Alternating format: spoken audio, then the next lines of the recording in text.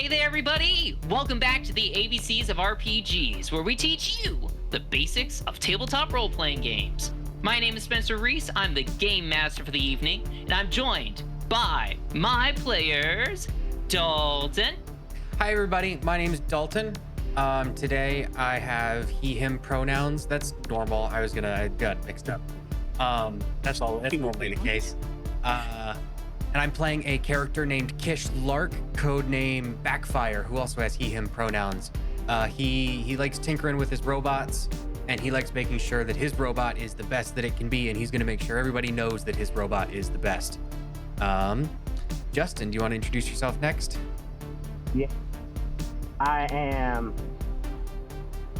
Rico Manitoba. I'm Justin, he, him pronouns. Playing Rico Manitoba, he, him pronouns. Rico is a pilot and a good one. And he's a nice guy. Even though his call sign is El Diablo. Even though his call sign is El Diablo. Well, he chose El Diablo because it's badass. And he's a mechanical engineer. Yeah. All right, Chris, you want to introduce yourself next? Oh. Sure. Yeah. No, sorry. Finishing food and also laughing at Justin. Chris here playing Kay Breckine, codename Hellstorm, both he and pronouns. I'm here to blow shit up. Have a good time. Yeah. While doing it, yeah. Perfect, Ashley. Yeah. Hi everyone, I'm Ashley. I use she, her pronouns. I am playing a character named Spike Ivanovich, call sign Python, who also uses she, her pronouns. Her big thing is she swears that she met an ancient, or well, not necessarily ancient, but a group of Arctic space penguins. It's a sentient alien race, and nobody believes her. So yeah, she's excited. She doesn't have that research job anymore because she thinks Arctic space penguins roam the cosmos. But she is convinced that she can change people's minds about that. And lastly, Michael. Hey everybody, I'm Mike Nye. I'm going to be playing Mumtaz Kakmak, aka the Mothman, in this campaign. Both of us use he, him pronouns. I like being fire support, and I just want to see everyone get home at the end of the day, so that's why I'm here. Aw, that's so sweet. Well, perfect, yeah. Well, like everybody was saying, they are playing pilots in the game, the tabletop RPG, Lancer, a tactical mech RPG that you may already be familiar with, but it's kind of boiled down into this like tactical Fire Emblem 4th edition kind of D&D style, kind of like in the main combat, and then outside of that, more of like a light narrative role-playing experience, which is really fun. Before we get back into what we were doing, there's a few things we want to cover. The first, I always like to ask this because I like to ask get to know you questions about your characters. That is something that I do as a game master, and I think it's great to kind of get everybody into character. And the question I'm going to ask everybody today is there anything holding your pilot back from living their ideal life? I can go first, and the answer is no. I have a cool giant robot that I'm blowing shit up with. I don't understand the question about how anything about this could not be perfect. Yeah, Rico seconds. It's a good life you two are living. Yeah. Just best life. This is exactly how I wanted things to go. Just to be clear, you wanted the murdering other people part to be included in this? Yeah. Or just the robot? Where does... I try not to think too hard about that. The cold machine exterior of the robots allows me to abstract away the humanity locked inside of them. Who knows if there's even a pilot in the other mech? It could be empty. Okay. I just wanted to be clear. Schrodinger's mech pilot. Yeah. Rico is fine with it. Spike's answer to that question is the government, because the government is covering up the ancient space penguin race.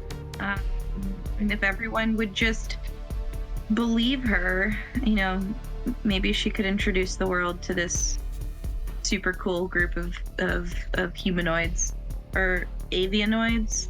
Avianoids. I'm not sure what the right word for a bird person is.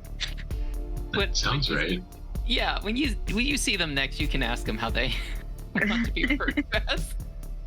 Maybe they just want to be called bird person. They might. Rico believes you. Rico has told you he believes you, just so you know. Does Rico actually believe me, though? Rico doesn't care. You know, you said you saw space penguins? I don't know. Maybe you saw space penguins. I don't know if there's not space penguins out there. So why If you would saw space penguins, I believe you. Rico just wants you to be happy. Yeah, I mean, honestly, who's it hurting to say that you, you know, like, okay, cool, penguins. I believe you. Avian American, yes, that's what the Lion of Khmer wants them to be referred to as. I love it. Oh. All right, 9, Chris. What about your pilots? Mumtaz would like to, you know, have a ranch, just grow some crops, have a nice yard for his dog, you know, just live off the land type stuff. But he knows there's problems in the world, and he doesn't think anyone else is as qualified as he is to deal with it because everyone else sucks. So here he is trying to fix everyone's problems because they can't. And I think Kay is on loan from the penal colony he was on, so, you know, life could be much worse. Might as well have fun stomping around a giant mech and blowing stuff up in some semblance of freedom. Yeah. Sounds like most of your pilots are all very happy of what they're doing now. I know, I love that. We're just It's actually great. living our best lives. Yeah. And I feel like it's an elite enough thing you don't get there by accident. You don't like stumble into a mech and go like, oh, cool, like I'm piloting a mech now. Tell that Not to like Amuro Amuro Ray. Ray in the first episode of Mobile Suit Gundam.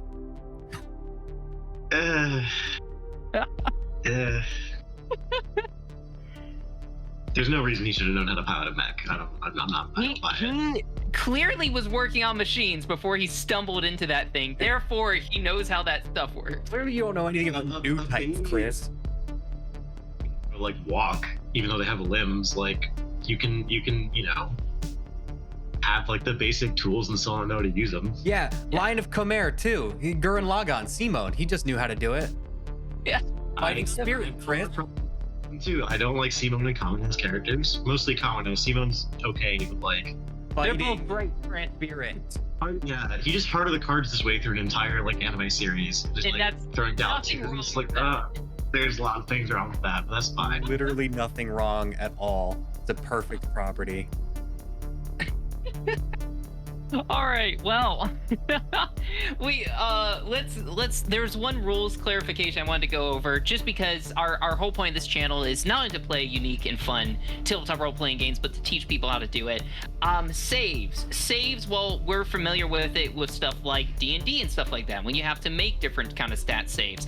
Lancer, I think a few of us were having a little bit of trouble kind of understanding, like, where do you get the numbers when saves? We found a lot of abilities that will say, like, hey, make a hull save, make a this kind of save, an agility save, something like that. But a lot of the target numbers is unknown, and I know we were kind of deferring to, like, oh, let's just set it 10. Let's just have it be 10 and kind of go from there. And that's kind of right, but I just wanted to clarify kind of how saves, that save kind of target number is generated. On page 13, it kind of talks about saves a little bit, but I did a little bit more research and went on to the Lancer RPG subreddit. And turns out 10 is the starter number, So the good news is we haven't really done anything with grit yet. Grit is gonna come to your pilots as you start to level up more. Grit adds additional bonuses to saves, like the save target an NPC will have to beat for you when you start leveling up and such like that. So you can think of how you get your save numbers, all of you, when you impose like a hull check against a NPC. They will have to beat your save, which is default to actually your mech. So if we all take a look at the Everest mech, which is, I have the page here in a second. It is page 123. The Everest starts its save target at 10.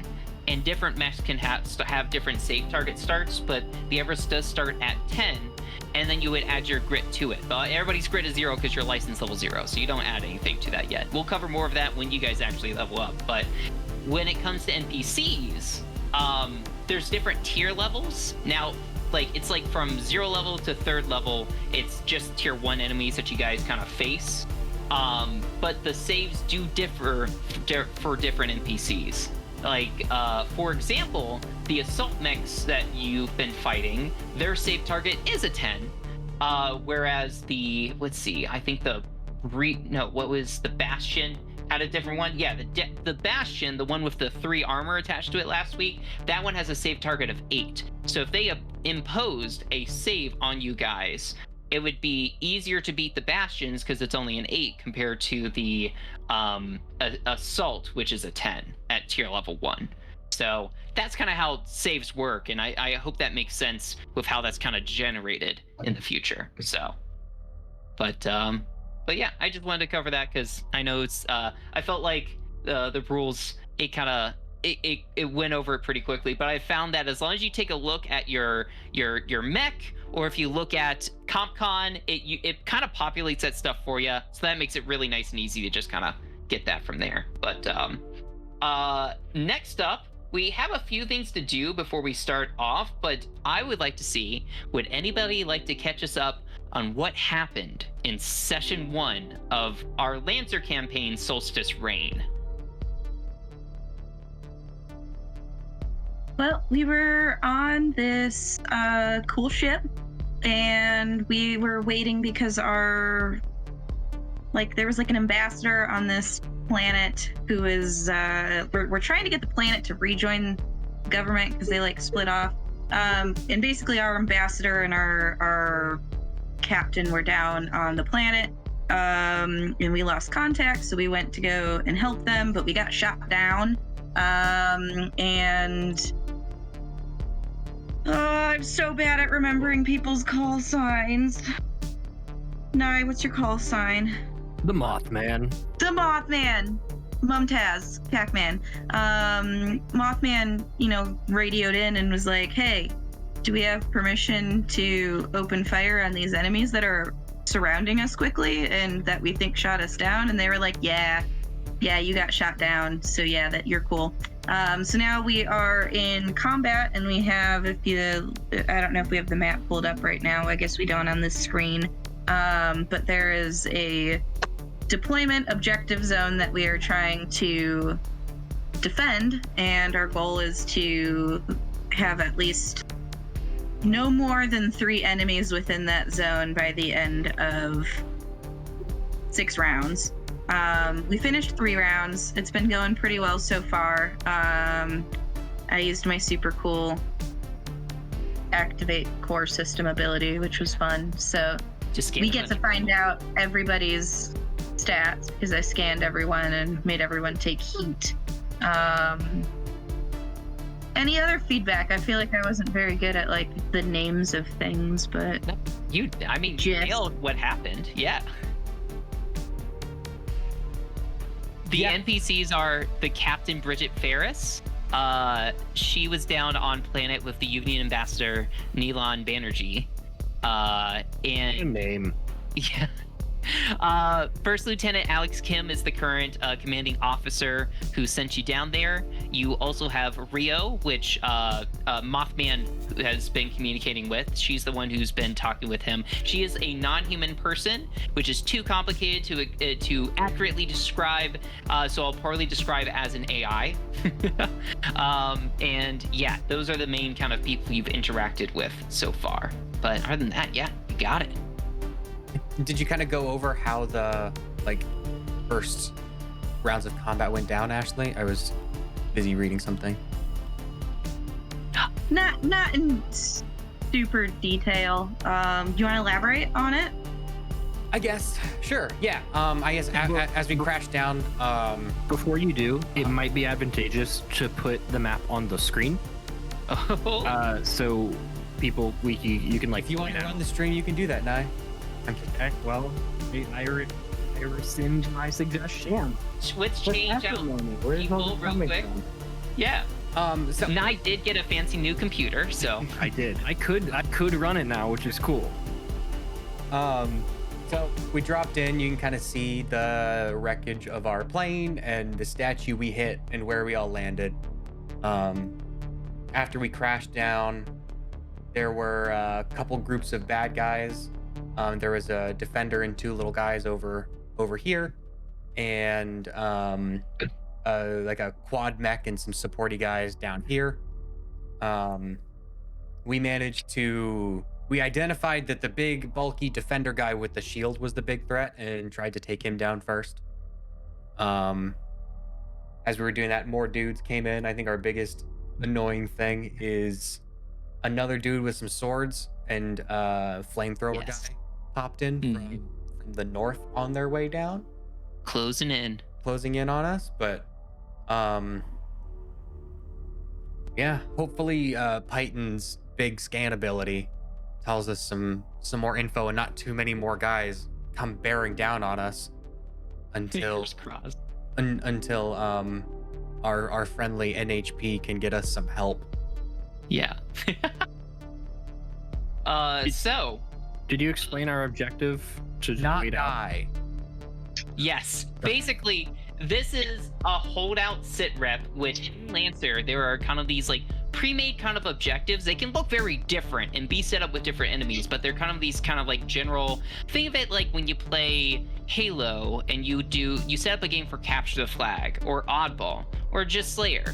Those are kind of the different kind of objectives that you're gonna do. This one specifically being called Holdout. So it's set to 6 rounds because at the end of the 6th round, it tallies how many enemies are in the player deployment zone.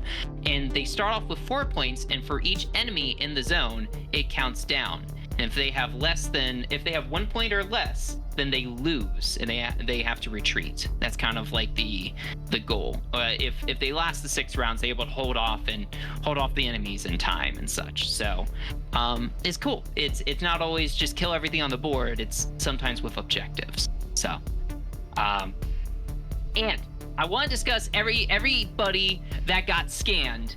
But before I do, Dalton, you took some structure damage. Backfire got structure damage on his mech last session, right? I did. Yeah, I'm trying to remember exactly how that happened. I think it was I think it was this guy fired a gun at me, and Yeah. that combined with the big shield guy laying into me for a while blew past one of my HP bars, and so I had to take some structure damage. Yeah. Basically, how that works in game, once your HP hits 0, you have to roll on the structure table. So you're going to take a number of d6 equal to like the number of structure you've lost. The first time being 1d6, and based off of the result on the lowest of the d6, right, Spencer? Yeah. You kind of reference the table, see what happens. For me, I just took a glancing blow, so my mech became impaired, which adds a difficulty to attack saves and skill checks on my next turn. There are more serious things that can happen as a result of structure checks, all the way up to your mech just like exploding on you. Well, I don't know if it explodes.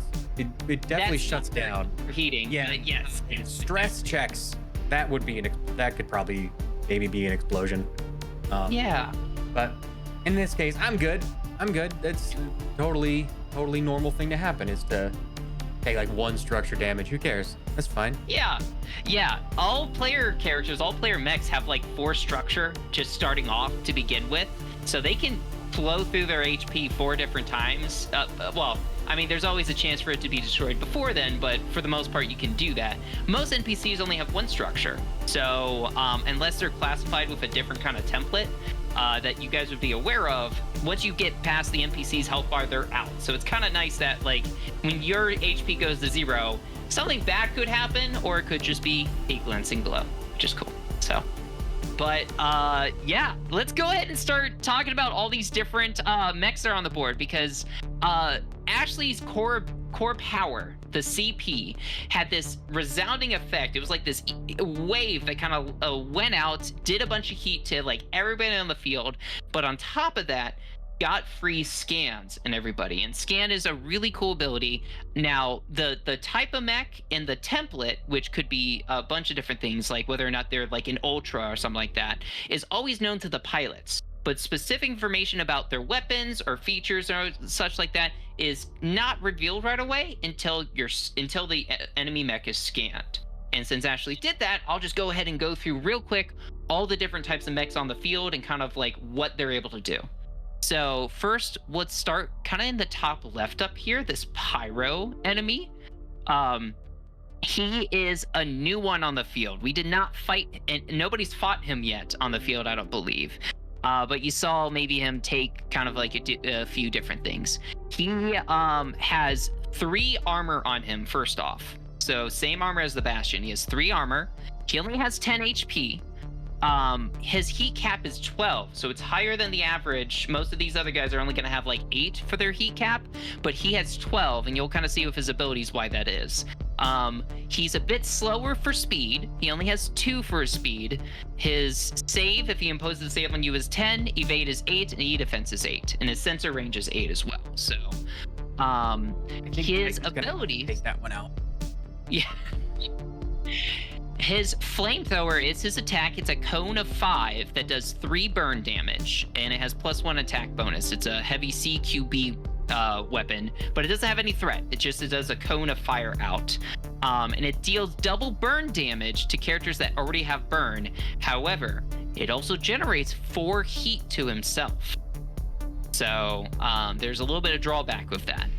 He is immune to burn. That's a class trait that he has. He has something called an explosive jet. This is an optional system that he has attached to him, which in a burst of 2, if enemies around have to succeed on a hold check or be knocked outside of the area and knocked prone, he then flies in 5 spaces in any direction, but must land after completing that move. So that is a recharge ability he has.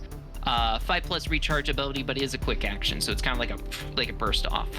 He has explosive vent, so this is where it's okay that he kind of has a bit of heat, because his explosive vent, which is a full action, he clears all heat, and characters in burst 1 must pass an agility save or take heat equal to half the amount the pyro cleared and be knocked prone.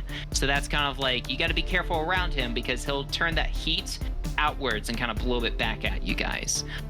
He also has a fire break shield, which kind of is like a line 4 energy shield that kind of blocks anything in front of it, but it is only like one direction facing, so it doesn't wrap around anybody. It is a line kind of out ahead, and it just lasts until the end of the pyro's next turn. So that is that pyro guy up there. Since we just covered him, let's go ahead and go to his southeast a little bit and cover the Ronin. He's got 2 swords with him. Like Dalton was saying, he is kind of a close range melee guy. He is, sorry, I just had his stats pulled up. So he has a speed of 5. His save evade is 10. His E-defense is only a 7. His sensor reach is 10, but he has 18 HP. 0 armor, but 18 HP. So he has a little bit more HP than normal guys, and his heat cap is 7. Some of his stuff, his carbon fiber sword has a +2 attack bonus and +1 accuracy, but it is a threat of 2. So he has to be within 2 spaces in order to use it, but still pretty good. which does an extra 1d6 kinetic damage on a critical hit. He has something to kind of help him get around, so his chaff launchers, the rodent gains soft cover until the start of his turn whenever they boost. So boosting, he gains he gets to impose basically a difficulty on any shots towards him. And then rebound is a reaction he gets whenever if he takes damage. He can only use this once per round, but he takes the trigger is he takes damage from a ranged attack. He rolls a d6, and on a 4+, he gains resistance to damage from that attack, and the attacker must repeat the attack against themselves. So basically it's like he's like deflecting the whatever attack is being done at him back at the person. It's a shield that he kind of has, so it's kind of like a quick flash shield. So that is the Ronin. Next up, let's cover the Assault right here that Dalton said kind of did some structure damage to him. The Assault is like a general kind of like all ranger mid-range kind of mech. He has a speed of 4. He has 1 armor and 15 HP. Currently, this guy only has 11 out of 15 HP, but normally they have 15 HP in total. His saves are 10. His evade and E-defense is only an 8, and his sensor range is an 8 as well. His main weapon is a heavy assault rifle that has reliable 2. So it's +1 attack bonus against that, and it's a range of 10.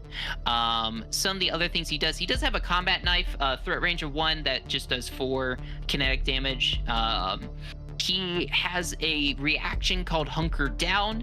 It's an attack that hits the assault, but the damage hasn't been rolled yet. He just once per round can gain resistance to all damage from that attack. He can do that once per round. And his rank discipline, this is an optional trait that he was given for this battle. The assault gains +1 accuracy on all attacks, checks, and saves while adjacent to at least one allied character with the mech tag. If you remember before when you're fighting the Bastion, that assault was kind of keeping close to him for that reason. Next up, this is another assault down here. A little bit more southeast, we have a hive. Hives are very interesting in the sense they're kind of like, they're battle controller type mechs. So this hive doesn't have any armor, but it has 20 HP. Currently, this this hive down here only has 10, so it only has half its HP remaining. But its main abilities. Let's see. Oh, its save. When it imposes a save, you have to beat a 12. Its evade is only an 8. Its E-defense is a 10. Its sensor range is a 10. So its main weapon is that 8 range 3 burn attack that it's been kind of doing to several of you. It gains a +2 attack bonus to that, and it's a smart seeking weapon. So it just kind of points and it is able to kind of attack your E-defense. And it's self-guided, which is pretty cool. Razor Swarms is another thing that is mainly its kind of like area of effect, kind of like controller ability. So that's actually what this red circle is right here. That Nye's turret and who is that? That is Panic Like You Mean It. So Chris's mech as well, right? That's your mech right there. So currently that's what you two are in. That's where we kind of left off. It did a burst of these Razor Swarms. So this is a Blast 1 Razor Swarm in a free area within sensors. Allied characters, so any NPCs in that area gain soft cover as long as they are partially covered in the affected area. Hostile characters, which is you, Nice Turret, and Chris, when they start their turn, at least partially within the area, or move into it for the first time, that you take 2 burn damage. And the hive can deploy any number of Razor Swarms. And they're persistent until the rage to the rest of the scene, or until the hive is destroyed. Now that is a recharge ability. It's a recharge Force Plus ability, so it doesn't always get to do that. Let's see. Drone Barrage is the next one. The hive makes a tech attack against a character within sensors and basically gets to choose one. So they either become immobilized and impaired until the end of their next turn, or they immediately move up to 5 spaces in a direction chosen by the hive. So once again, that's the kind of controller type of mech that it can kind of do, and that's just a quick tech action that it gets to do. And then lastly, the optional system it has is the Electro Nanite Cloud. At the start of its turn, or at the start of their turn, hostile characters within range 3 take 2 burn. Additionally, until they move beyond range 3, 3. They make all system checks and saves and attack attacks at +1 difficulty. So I've been mentioning between this hive and the other one that was more north of here that there was this kind of like area of effect, this kind of like cloudy effect that was going around it. That's what that is. So it moved within range of both Chris and the turret last turn. So it shot out this like swarm cloud, but then also has that electro nanite cloud around it that are both going to take effect at the beginning of the nice turn, but also at on Hailstorm's turn. So that's kind of what those effects were kind of coming into play at the beginning of this round. So, but I should also say this mech right here is a support mech that's right behind the hive, and he actually shot something onto the hive, and you guys are about to find out what that is. So the support mech can't actually do any damage at all. It doesn't do damage. Its main thing is just completely support. The best it can do is actually make you guys slowed until the end of your next turn, where if it hits you with like a sealant gun, because it uses the sealant gun to either clear burn on an enemy or to just slow you guys down. It did shoot out this latch drone to the hive, so that's what's currently attached to him. It's a latch drone that's a size 1/2 HP 5. And it has evasion 10, e-defense 10. It is a self-deploying drone, clamps onto the character within range 3, occupying the same space and moving with them. While the drone is attached, the target regains 5 HP at the start of each of their turns and gains +1 accuracy on all checks, saves, and attacks. Enemies can target the drone with attacks. That is a recharge ability for the support that only recharges on a 6+, which is, it's only a d6 that I roll, so it has to be a 6 for him to get that back, but that's what he shot on him before. So that is something just to note, that you can target that latch drone, and it is going to heal that hive each turn that it is able to. It also has stuff like a restock drone, which allows like basically just shoots a drone down in an area, and if an NPC runs into it, it'll just heal 5 and that's it. But it also has a nanite repair cloud, which just when they're adjacent, any mechs that are adjacent to the support, allied characters roll twice on all saves and mech skill checks and choose the higher result. So just being around that thing is really good, but it can't do any damage directly. It is a healer for sure.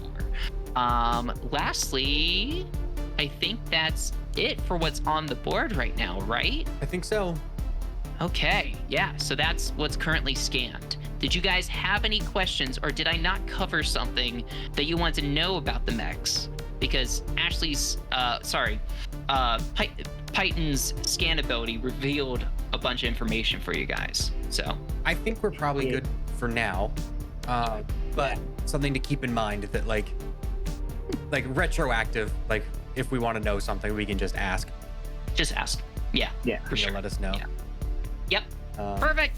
Yeah. Aside from the information overload, I'm just gonna go out on a limb and assume and say, Python, I'm going to ask you to try and deal with the pyro, because you're the one who can fight without conventional weaponry, and it has a lot of stuff to deal with, swords and guns and missiles, and hopefully not a lot to deal with just getting hacked.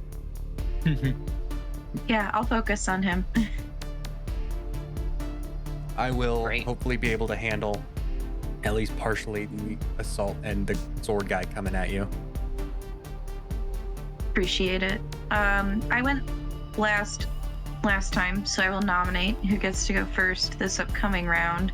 But I do think since it's an even round, the enemies get to go first. No, but thank you for double checking that. So essentially, I misread that rule. How initiative works was exactly like you were describing. The enemies would only go first if they weren't the last ones to take a turn.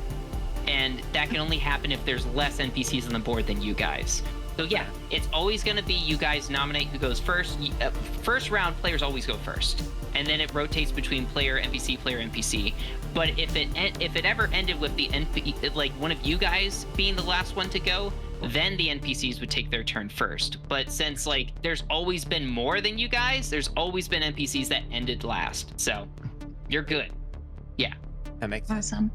Yeah. Does anybody have any like strong support moves to support everyone else who's going to be going, or feel strongly about going first? I'm Otherwise- gonna just try and blast the 3 guys in front of me down here. I think I can't really deal with that fight up top. Yeah, I was just gonna kind of do some techie stuff against the pyro guy, so I don't need to go in any particular order. Before we make solid plans, I did want to say, so reinforcements are coming in at the beginning of this round. So I wanted to say that before and show you what mechs are coming in, just so you kind of know. Because we are starting at the beginning of the 4th round out of 6. And so with that, there are going to be 2 mechs that are going to be appearing in the bottom left ingress zone. Boom. You guys recognize them as they don't have any special templates, but this one in front of it is called a bombard, which I know outside of what we played online, you guys are familiar with. A more artillery, it's an artillery style mech, and then behind it is a priest class mech that is a support mech that kind of latches on to different mechs. You guys are kind of familiar with that as well. So I want to make sure you guys were aware of that before you started making solid plans and everything. But yes, and then we're starting at the beginning of the 4th round. You guys go ahead, make your strategies and nominate who goes. So Yeah, I'm just gonna smack this person over here. Unless you want me to. I nominate Chris. Cool. I am just gonna target, like, right. I like the diegetic fire truck alarms. I think that's actually happening because a ship crashed in the middle of a city. Spencer, do I take damage from starting my turn in this zone? Yes. So the effects happen. So let's go ahead and resolve that real quick. So the first one was, so you are in the razor swarms. That's what the smaller red circle is. And all that does is just do 2 burn damage. Do you currently already have burn damage on you? No. Okay. No. So just like normal, you take 2 burn damage, and then at the end of your turn, you'll make an engineering. And then the electro nanite cloud happens at the start of your turn. Within range, also take 2 burn. And yes, that's it. That just happens at the beginning of your turn as long as you're within that range 3. Gotcha. So, okay. yes. So that's what it is. You also do any system checks, saves, and tech attacks at +1 difficulty. But Okay, cool. I'm just gonna fire both my RPGs into a square that'll hit all 3 of these guys because they're burst 2. all right. So I'll just do top to bottom. Yeah. So, oh wait, that's not what I'm doing. Okay, I'm gonna like individually do these rolls. Okay, so first guy, first one, second one, second guy, first one, second one, The support guy, first one, second one. Yeah, burst weapons are like interesting until you realize you have to roll way too many dice. Okay, so 19 and 12 on the assault guy or whatever at the top. Yes. You said, what was the total you got again? Its evade is 8. Okay, so both those hit. So perfect. Cool. So I'm just gonna roll the 2d6 plus 2. So 7 damage total. 7 damage. It has 1 armor, so it does take 1 of that. So it takes 6 damage. It takes 2. It's 2 separate damage instances. I just roll them together, so it takes 5. Perfect. Okay, great. So, against the Hi. Hive, yeah, a 4 and 12. Okay, its evade is 8, and it has 0 armor. Okay, so it only hits 1. Oops. Takes 4. You also hit the last drone, so you should definitely do that next. 4. Got it. Cool.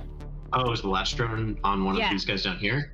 Okay. Yeah, the last drone is attached to the hive. It's a little hard to see, but it has a little heart symbol attached to it. I was wondering what that was. Okay. Yeah. So it's size 1/2, HP 5, evasion 10, E defense 10. So. Okay. 2 does not hit it. Oh, nope. So somehow it blocks the latch drone from getting attacked. Yeah, and then a 10 and an 8 on the support. 10 of 8. The support is evade 8. So yeah, that hits. Cool. So both hit. Yeah. The support only has 4 health left. And Well, 1 it armor. takes 8 damage, and so it takes 6 damage. It's you blow that thing up. So if you want to Cool. describe how this looks.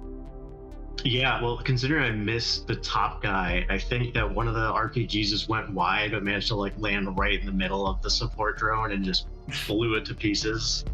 So it's just raining little fragments. Yeah. Fortunately, the little hacker guy is protected by his like electromagnetic net BS, but Man. that's how it goes sometimes. And then I will just use my movement to move 2, 3, 4. And that is my turn. Perfect. All right. NPCs are going to go next.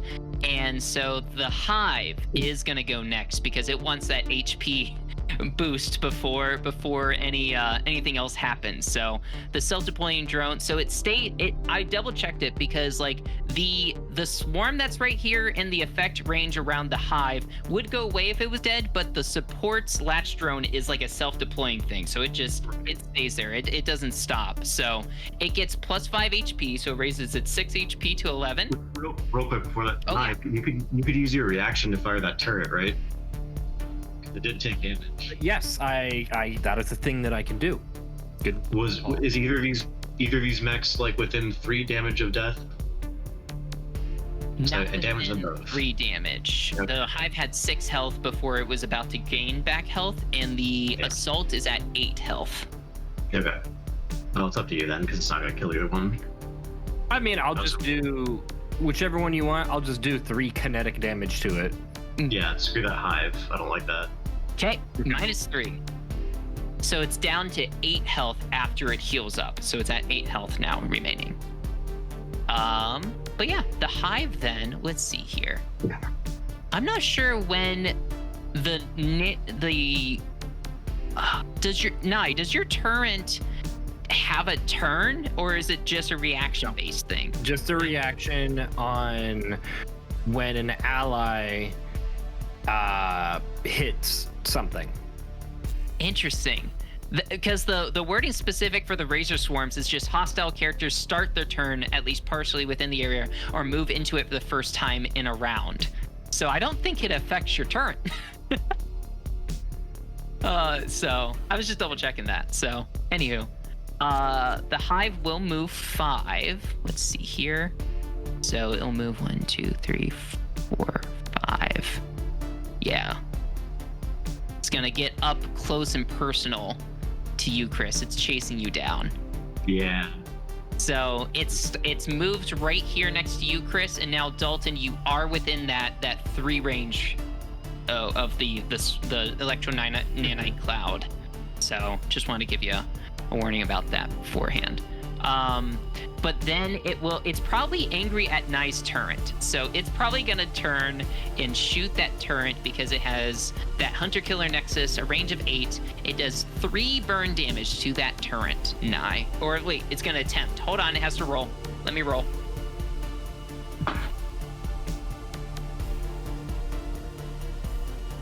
Seven, 8, 9. Does a 9 beat your turrets? Fucked. Okay. Evasion of 10. Oh, no, it sure don't. So there we go. It tries to fire at it, and somehow this turret is surviving everything right now. So that is, let's see, that was its, I guess it's skirmished to just do its Hunter Killer Nexus. So it can do a drone barrage as a quick tech action as a part of its second quick action. And it will do this to you, Chris, because it's chasing you down now. So you are going, it just is going to make a tech attack against you. Has a +2 bonus. So let's roll this. Also, I need to make my engineering save for the burn. Oh, yeah. Go ahead. Remember, well, you moved out of the area. Yeah, I would have been out of it for the roll. Yeah, so no difficulty added, so you're good. Wait, 1d, it's a 1d20, but trying to meet a 10, right? Yes. Yay, nope. Chris, that burn stays on ya. Yeah. And it was 12 against your E defense for that quick tech attack. That was a hit, yep. Okay. You're let's see here. You are now immobilized and impaired. Yeah, I was debating whether or not to move you, but I'm going to choose immobilized and impaired until the end of your next turn. So, Okay. and that is the end of the Hive's turn. So, whoever you nominate next, Chris. I would like to go. I can go then. Okay.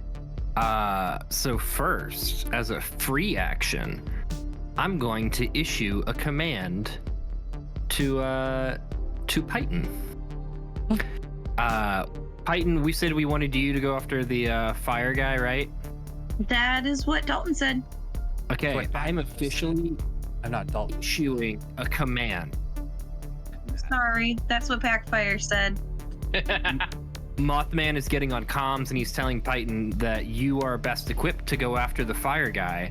And I'm issuing that command, and as such, you are gaining a D6 that you can use on any action that would follow the command that I'm giving you. Nice. So basically, like in D&D, you're getting a D6 as a bardic inspiration. You don't have to use it. If you don't use it, I get it back. But you can only use it for things that are related to the command. So I'm just telling you to attack him. So however you do that, you now have a D6 of accuracy for that said thing. Do I have to decide to use it before I make my initial roll? And then decide if I want to add it after I know the result. I don't know. What is this thing you're doing? Is this like... So as one of my pilot talents, Leader 1 gives me the ability to issue order. It is a free action. Okay, so it's a pilot talent. Leader 1. Not the triggers, Dalton. Well, while we're trying to figure that out, you can keep going with the rest of your move or your actions. So out of these two guys, hold on. Out of this guy and this guy, who would it be better for me to take out or attempt to take out? Probably the Hive. The Hive does have that 3 burn cloud around it. When people start their turns, they will take damage. I will say though, the Hive has already taken its turn. Right. So it won't be going again this round. I would be less. Yeah, but anyone who starts their turn within range. Yeah, but two it's just gonna stand there. I would be more worried about the thing that can still actively take a turn and fire on us. You specifically will start your turn within range of its cloud thing. Yes, I don't think you're gonna kill it though. Okay. Then I'll go for the other guy if that's who you want. So I will use a barrage action. I guess technically I should probably like move here. Use the barrage action. So the first attack, I'm going to use my assault rifle. So that's just a D20. Mm-hmm.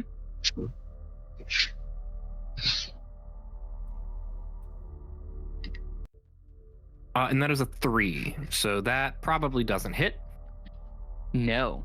The assault has an evade of 8. Okay, well, he's going to take 2 damage because it is a reliable weapon. Oh, he has 1 armor, so he takes 1 damage. Okay. And now I'm going to use my flex mount to use both Nexus Light weapons against him. So this is against his E defense, I believe. Which is also 8. And he has 10 health remaining. So the first one hit. Mm-hmm. And that is a D3. So we'll take 1 damage. 1 damage. And then I'll do it again. Also What hitting. What type of damage is this? It is probably just kinetic. Okay. Kinetic. So his armor does eat up that first one. But keep going. Keep going. That 17 hits. Even though he took damage earlier, the armor eats it up again. It eats up all attacks. Yeah. Here, I'll pull up the armor rule specific, but Okay. yes. every second one of damage, it'll reduce that Well, amount. that is a bummer. So the second attack will also do 1 damage -1 for 0. So, fuck that guy. But I did a total of 1 damage because of reliable. Yeah. That's insane that armor just like stacks on all the attacks. Yeah. The balance is that like you're never gonna encounter an enemy with more than 3 armor, and most enemies would only have 1 or less. A lot of these don't have armor. There's other ways to deal damage than just with weapons. Yeah, and mixing like AP and burn in is a good way to get around it too.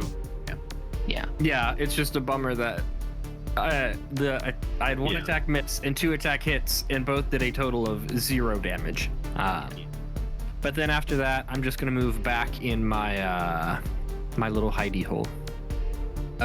Titan, to answer your question about how Leadership 1 works, you choose before you roll whether to add the advantage, the accuracy or not. Accuracy die. Yeah, okay, cool. Sounds great. All right. After Nye, I should say after Mothman goes and starts covering fire into the assault mech, this Ronin is gonna move next.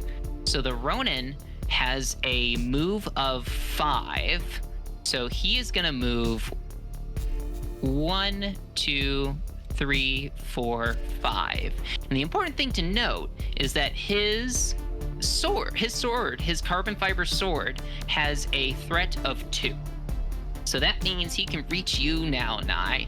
Does So it have he a is threat going- of 2 or range? Behind cover. He is behind Yeah. cover though. Right. Well, melee weapons actually ignore cover. So it has a range of 2, Spencer? Yes. Okay. Yeah.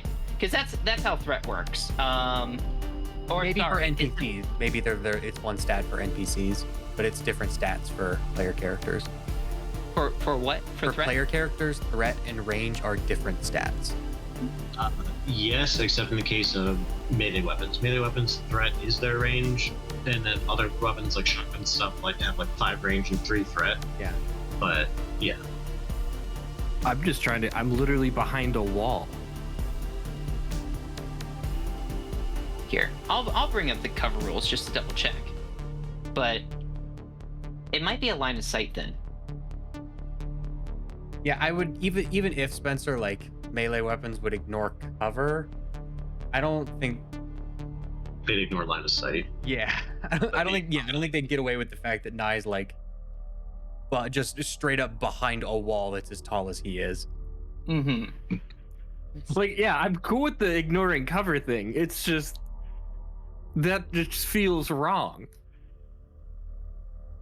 What if they have just a like nanomolecular blade that cuts straight through walls? You don't know. Yeah, you don't know. I don't know. You're right. Anytime a target is obscured or obstructed somehow, it has soft cover, adding +1 difficulty to any ranged attacks. And then the same thing with hard cover as well. So a hard cover adds +2 difficulty to any ranged attacks.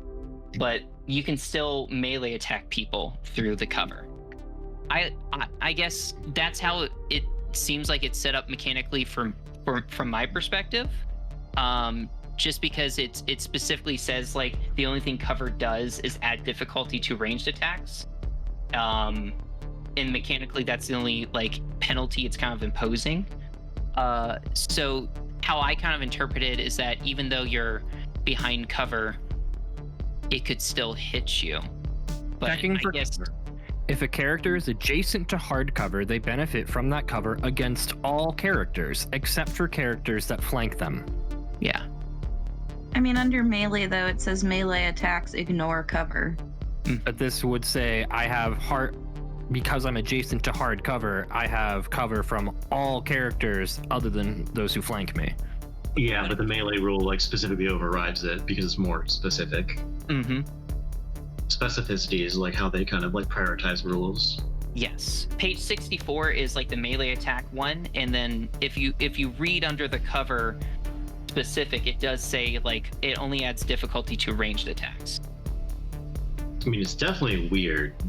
Yeah. I think it's just a not exactly hole in the rules, but it's something they should have considered of like, you shouldn't be able to swing a sword through a concrete wall because like, unless you're bigger than it, which would make sense if you're like a size 2 mech swinging through a size 1 wall. Sure, that makes sense, but like, I don't know.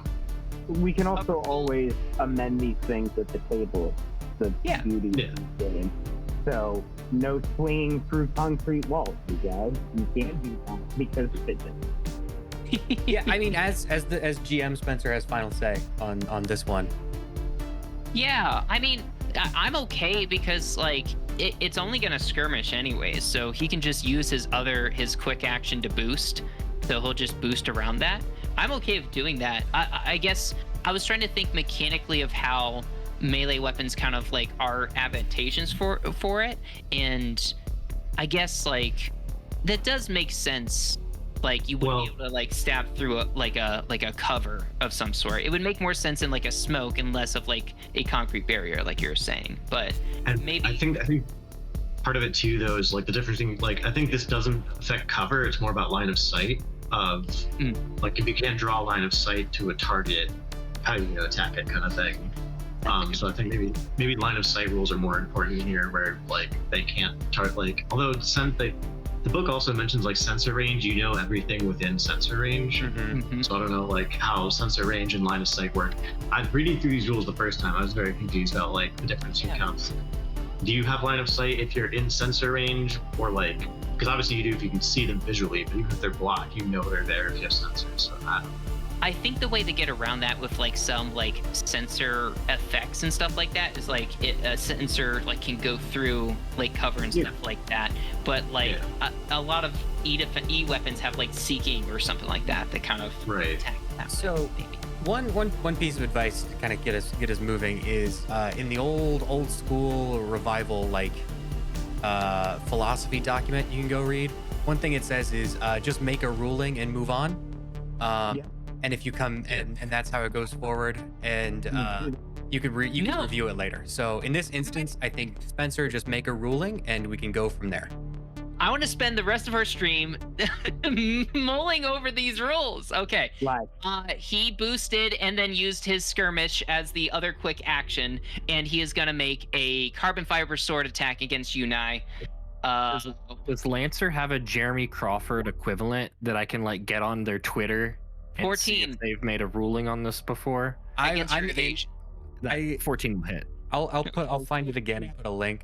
I was looking at like a collected FAQ document, and it didn't really make mention of this particular situation. He also had accuracy, but it hit anyways, so you take 6 kinetic. Okay, so what happens if I hit 0 HP?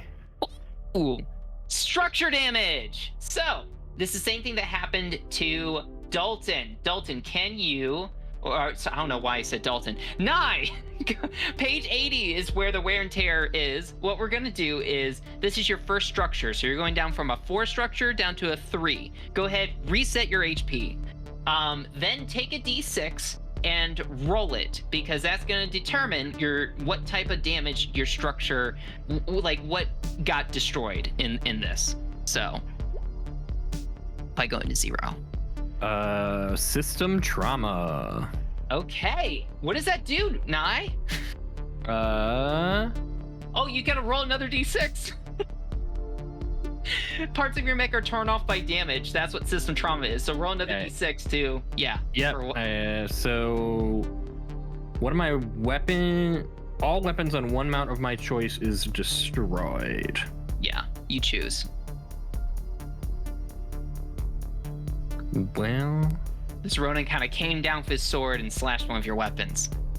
I'm probably gonna go with the howitzer. It's feeling like that's not gonna be helpful here.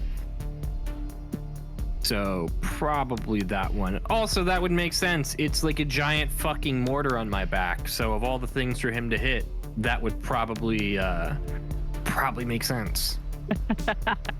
You like ducked down and he slashed it. Perfect. And then that's going to be the end of the Ronin's turn. So after you're done, I think that's the end of the structure damage. Rift, So I had 4 health. Do I still lose the remaining 2?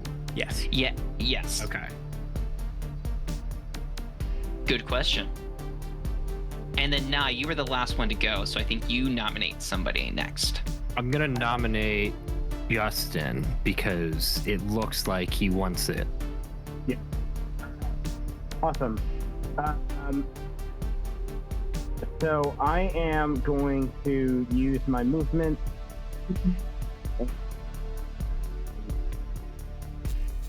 I'm gonna pop over here.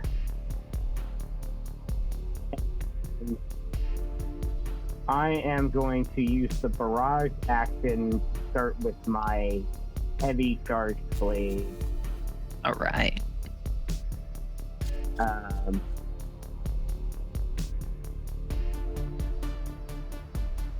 Hey, where you go? There you are. Ah, boo. 8.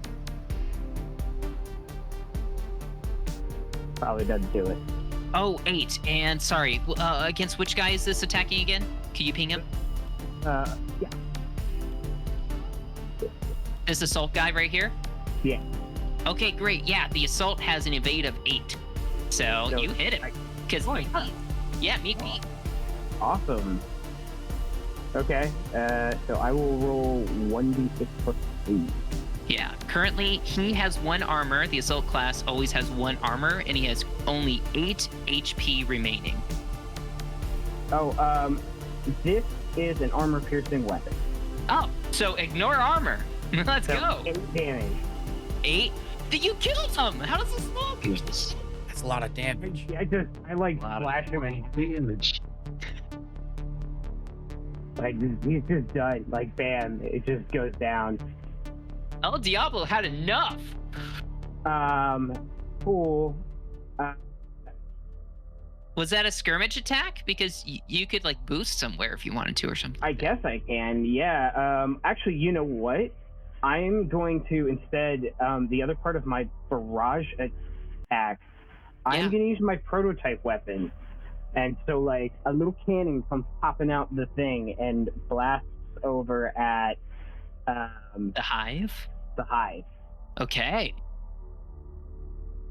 He has 8 HP remaining. It also has that latch drone attached to it. You can also target, but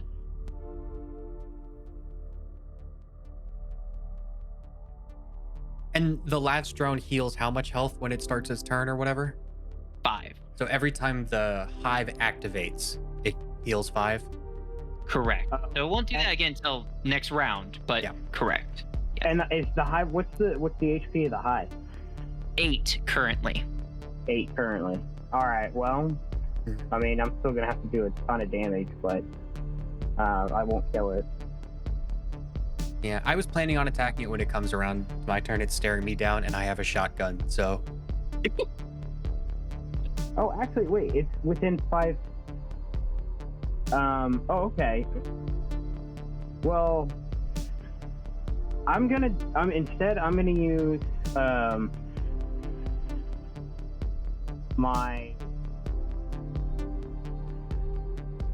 Oh, that's within range 3. Yeah, I'm gonna shoot him with my thing. Do it. I thought I was gonna do something else cool, but no, I missed. Yeah. I think. Yeah, the hive has a bait of 8. No, never mind. Nothing. I don't get anything. Prototype weapon needs a little bit tweaking. A little more juice. A little more juice. Like kind of sputtered. Yeah. Yeah.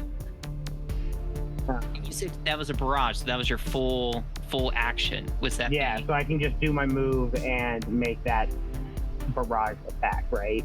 Yes. Okay, So. cool. That is my turn. Okay. Next up, let's see here.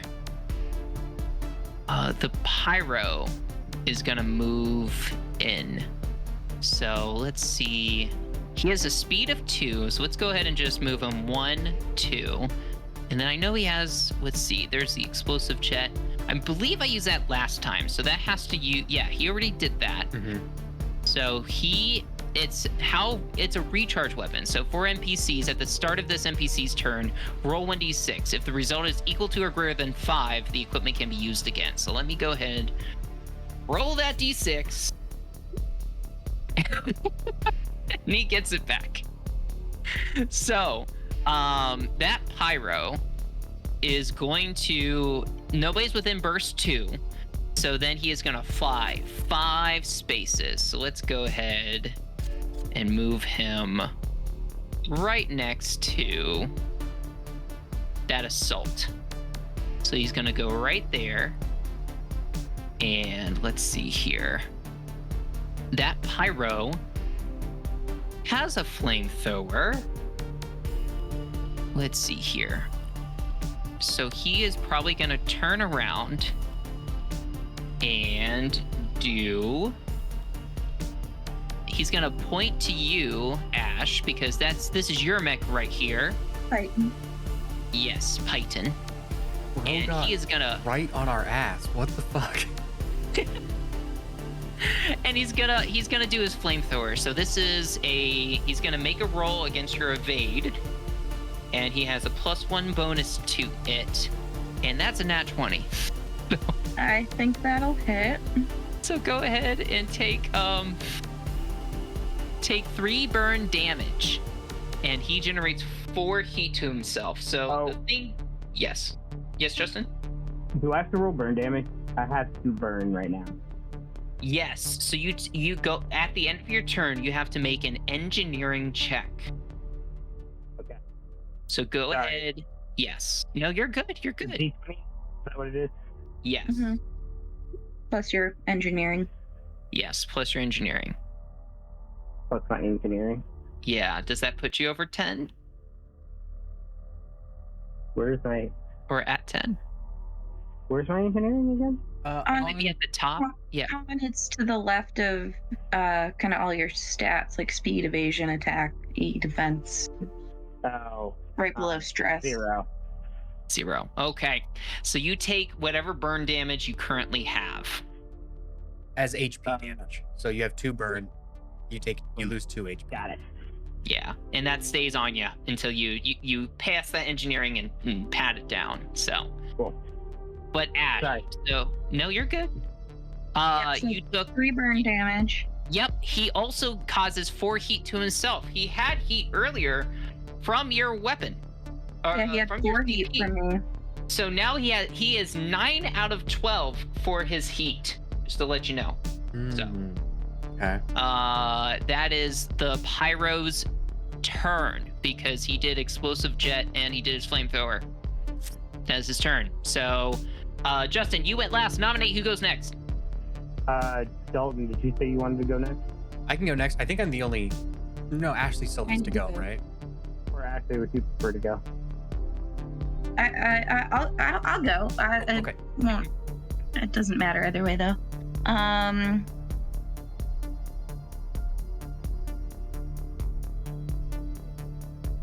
Ashley. I am going to... She's purple. She's up here. Okay. I'm purple. I am going to start by taking a quick tech action against the pyro. And I am going to take the invade action. And that should be a d20 plus 2 because I have a plus 2 to my tech attacks. What is his This is for the defense? pyro. His E Yeah. defense for the pyro is 8. That's gonna hit. Sure is. So because I'm taking the invade action, he should be taking success. Your target takes 2 heat, and I am going to...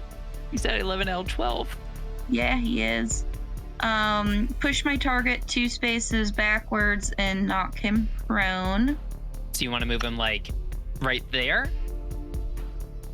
Yeah, away from the deployment zone. That's perfect. And then here, I've got a question. Go ahead. So, as part of my frame trait, brilliance, once per scene, the Chomalungma may take any quick tech action as a free action. Yeah. And then may either bolster or lock on as a free action. So can I take another invade action against him this round? If it's a free action, then yeah. Okay, I would like to do that. Okay. Okay. And I'm going to use my accuracy dice for this Okay. from Nai.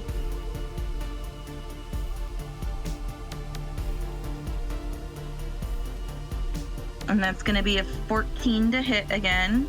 So he takes +2 heat, so he should explode.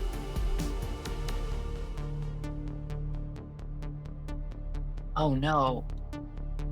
Okay, sorry, hold on. I'm double checking. He doesn't explode? Or I thought he he was does, immune and to it's a heat bad damage thing. or something, or burn No, damage.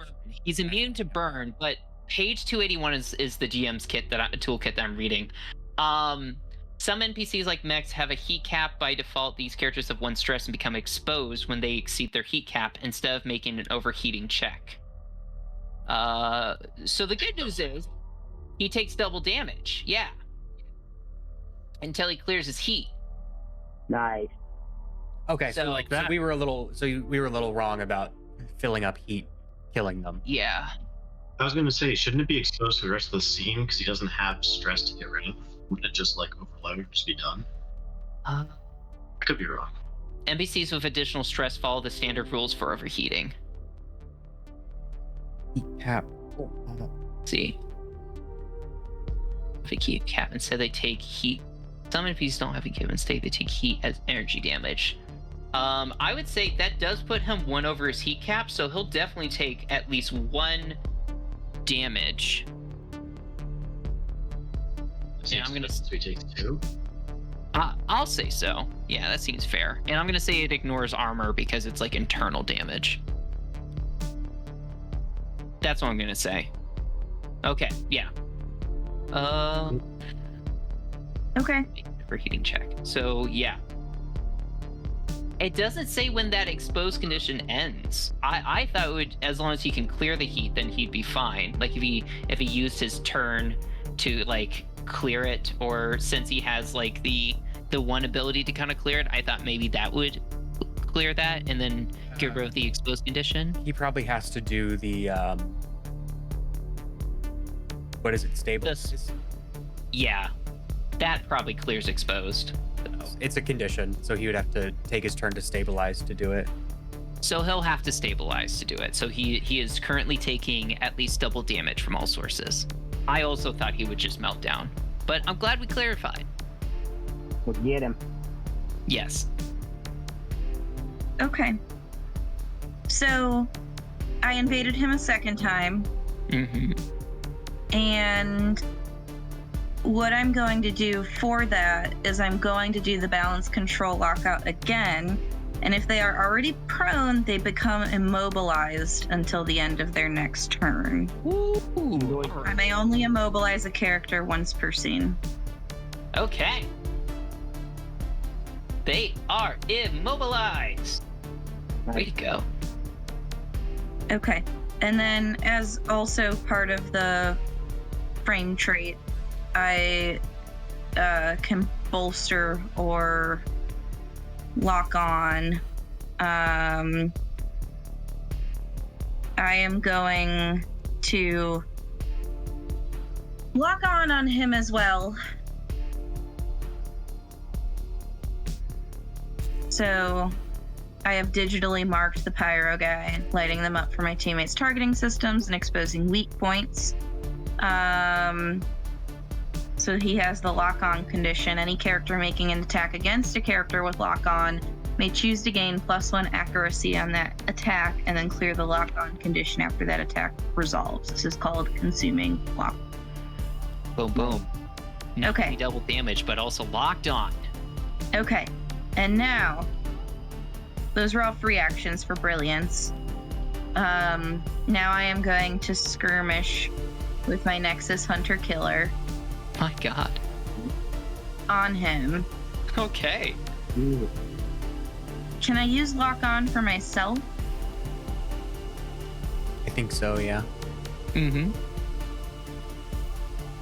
Yeah, you Okay. locked on. Take the shot, Maverick. Take the shot. Locked on, guys. Take it. Is it command 2d6k to take the higher? Yes. Yeah. Yeah, it means keep highest. All right, that's going to be an 18. Nice. Is that going to hit, Spencer? Oh, yeah. Oh, yeah. Against its evasion? Yes, Or E-defense? Either way, they're both 8 for this. evasion. Okay. Okay, so that's going to be 1d6 kinetic. Doubled for exposed. Oh, I should calculate this correctly. Hold on. That would be a 4. All right, so you rolled 2. So how it works is that the attacker rolls damage, doubling from the exposed status. So that does happen the first step. So it's 4. The target's armor is subtracted from the total, which is 3. Any other deductions, such as resistance, is then removed, but he doesn't, and then it's subtracted. So he took 1 damage. So he's Okay. down to 7.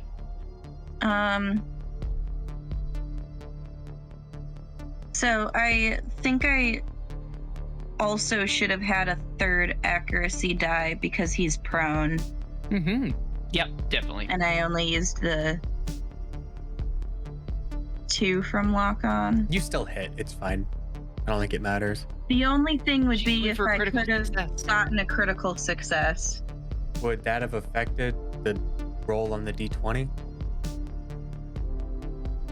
If it's a critical success, yes, it does make a difference. No, but like actually, like when you rolled the d20 and like what you'd be getting is another d6 to help you hit. Yeah, But you are- there's no rules for natural 20 and Lancer, so if you get 20 or over, that's considered a critical success. Okay, as Even long if as your it's not total natural. roll is 20 or higher. Okay. Yes. So since I rolled a 16, if I roll a 4 or higher, there's a chance it's critical, Go for it. but it's not. So Damn. that's okay. But I've consumed lock on. He took 1 damage, and my turn is over now. And I nominate Backfire. The one who's left. But before that happens, this assault mech is that's right here, hasn't taken his turn yet. So he is gonna move. Let's see here. He has a range of 10 and can move 4. So he is gonna move 1, 2, 3, 4, staying within that player deployment, the objective zone right there, and then taking a shot at you, Ash. Okay. He is gonna, let's see here. He is going to do, yep. Well, he's gonna skirmish. So before he skirmishes, he is actually gonna do a tech attack against you to try to see if he can actually lock on to you before the attack. So let's see here. Yeah, so he's gonna use a quick tech against you. So let's see here. He's gonna roll a d20, and I don't think he has any bonuses for tech abilities. No. He sure doesn't. That's what I'm seeing. Okay. So just 1d20 against your E defense. Nope, I don't think that makes it past your E defense. So That sure doesn't. now he's just gonna do his normal attack. And it is a +1. Nope, I don't think that makes it past unless your evasion's lower than 6. We're at 6. It does not. Okay. All right. Well, the assault opened fire at you, Ash. Didn't do anything, and that's the end of his turn. And now we are at Backfire's turn. Okay. I did see you. Yeah. Don't worry about that guy. I got that. The okay. hive. He was I got staring the down hive. that.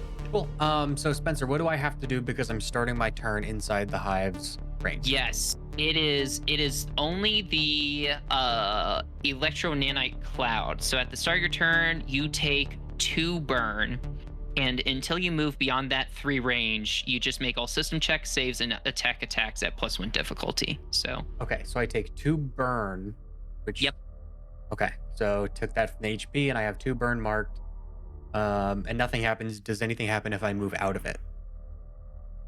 No, it just removes any negative effects. Yeah. Okay. In that case, I will move there. And I am just going to barrage with my shotgun and knives the what was he? A katana guy? Ronin. Ronin. Yeah.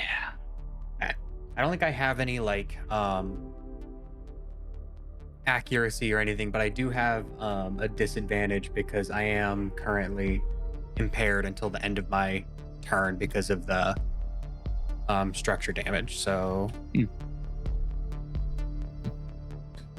does a 2 hit? I doubt it. For the Ronin, his evasion is 10. Gotta be higher than 2. All right. Look at that. It's a 1. Knife. Does a knife hit with a 13? Sure does. Yeah. Okay, what about the second knife with a 5? No, probably not. So I'm gonna hit it with 1 knife. He doesn't have any armor, just 18 HP. Okay, so that's 1d3 plus 1 energy damage. You're just gonna knife him.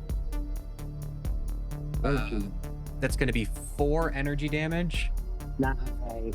Bring him down to 14. Yep. Also going to take 2 heat because I'm in the danger zone. And when I'm in the danger zone, the first time I deal damage, they take an additional 2 heat. Danger zone. Wait, he takes 2 heat or you He do? does. Okay. Nuclear Cavalier is one of my pilot abilities. It deals extra heat when I'm in the danger zone. He's 6 out of 7 heat right now. Dalton, I'd like to go next, actually. Okay, I think that's the end of the round, so Spencer has some dudes to move, and I'll keep that. I do. So, the hive is gone. I think everybody within this zone has gone. The only ones that are remaining is this bombard and this priest down here in the bottom left that came in as reinforcements this round. Actually, Spencer, Yes. I took that burn on my turn. Do I still have to make the burn roll? No, I don't think so, because that burn roll would do damage. Oh, I think you still make the engineering check. That's what I need. I make the engineering check now. Yes. You- Yes. You take the damage as soon as you get the burn, and then you take the engineering check to get your. Yeah. Okay, cool. I just wanted to make sure that they do that real quick. Yeah. Okay, I cleared. Burn it. Okay, great. Mm. Yeah. D7. Yeah. Let's see. Ignoring armor. They mark down the burn they just took on their sheet. Let's see. First, they immediately take the burn damage, ignoring armor. Yep. At the end of their turn, characters with burn marked must roll engineering check. Yeah, and they clear it. Yeah, I don't think you take it twice. That kind of, I'd have to double check that. I don't think you take it twice. I think you just get to see if you can get rid of it that turn. So. I mean, if it says I make the engineering check to clear it, that means if I fail, I take the damage. But I don't think you should take the damage twice in one turn, right? So you're still on fire, right? We're already past it. I think Okay, you can just let's keep going. go on with the other guy's turn. All right, so Bombard. Bombard has a range of 25, and it does a blast range of 2. It is arcing, and it's ordnance, so he has to fire this right now. So he is going to fire right at somebody from far away. Oh, there they are. Yeah, I'm like, where are these guys on the map? Jesus.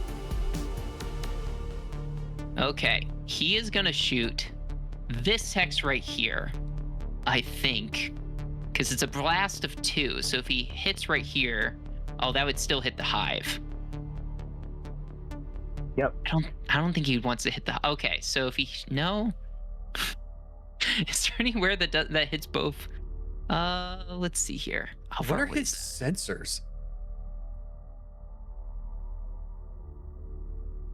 Does arcing have to do with sensors? No.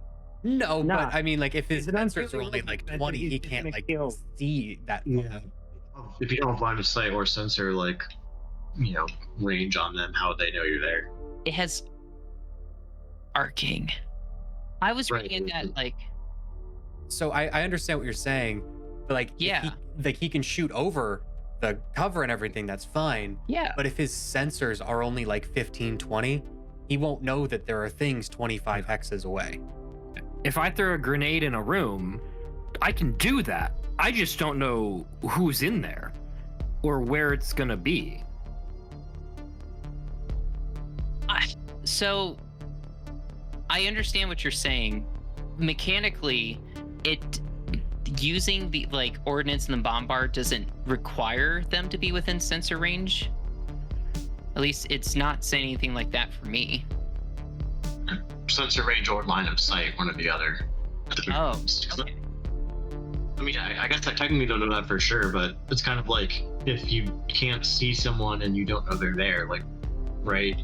So I used arcing weapons prior without line of sight or sensor range. I assumed you could do it. Like, I can just fire a shot that way, knowing the enemy's kind of there. Yeah. I think the bigger thing is he's not going to be able to avoid his teammate because he doesn't Know that they're there either. Yeah. Yeah. And I guess if we like role-playing wise, I like to think that his teammates are radioing to him as well to like let them know where everybody is, because his range is 25 and his sensor is 15. So I think for the weapon mechanically, since you can lob it over stuff, that's what he's supposed to do, is be able to shoot over these buildings and hit you guys into a blast range of 2. I don't know why they make an NPC that has a range longer than its sensor range if it couldn't actually use it. Yeah. I mean, it's because you can line of sight infinitely as long as there is line of sight. But Yeah, like within Make reason. a ruling. yeah, same thing as before. Yeah. Okay. I think it's fine. It says target must be within range, sensors, or threat, and within the attacker's line of sight unless otherwise specified. So since it is within range, 55. So- Arcing weapons are designed to lob projectiles over obstacles. They can be used to attack targets without line of sight. yeah. So I was just kidding. I was reading the rules. Yeah. Oh, sorry. It says must be within range, sensors, or threat, and within the attacker's line of sight unless stated. So since it can ignore line of sight, it just has to be within range, sensors, or threat, not all 3 or 2 of the 3, as long as it meets one of those 3 criteria, range being one of them. Okay. Okay.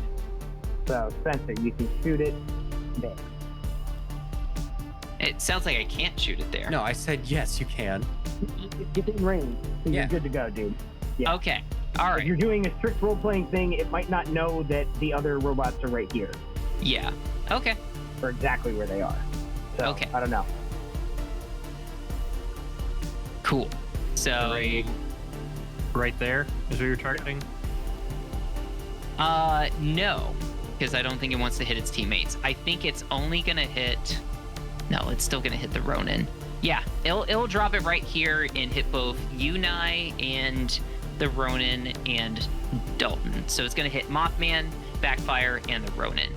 So it is making so it has to make 3 different rolls. It gets +2 attack bonus. Let's see here, but it also has +1 difficulty. So all this is going to be at +1 difficulty. +2. Let's see, minus 1d6. So this first one is going to. This is the blast radius to Mothman. Nope. Totally messed that up. I put a D instead of an R. All right, here we go. All right, does a 10 hit your evasion? Yes. Okay. So then you take 5 explosive damage. That's a bummer. Then the Ronin, it's going to make the attack against the Ronin. 11. I'm pretty sure that hits the Ronin. Yep, sure does. So the Ronin takes 5 explosive damage. Let's see. Is there anything that would block any of that? Let's see.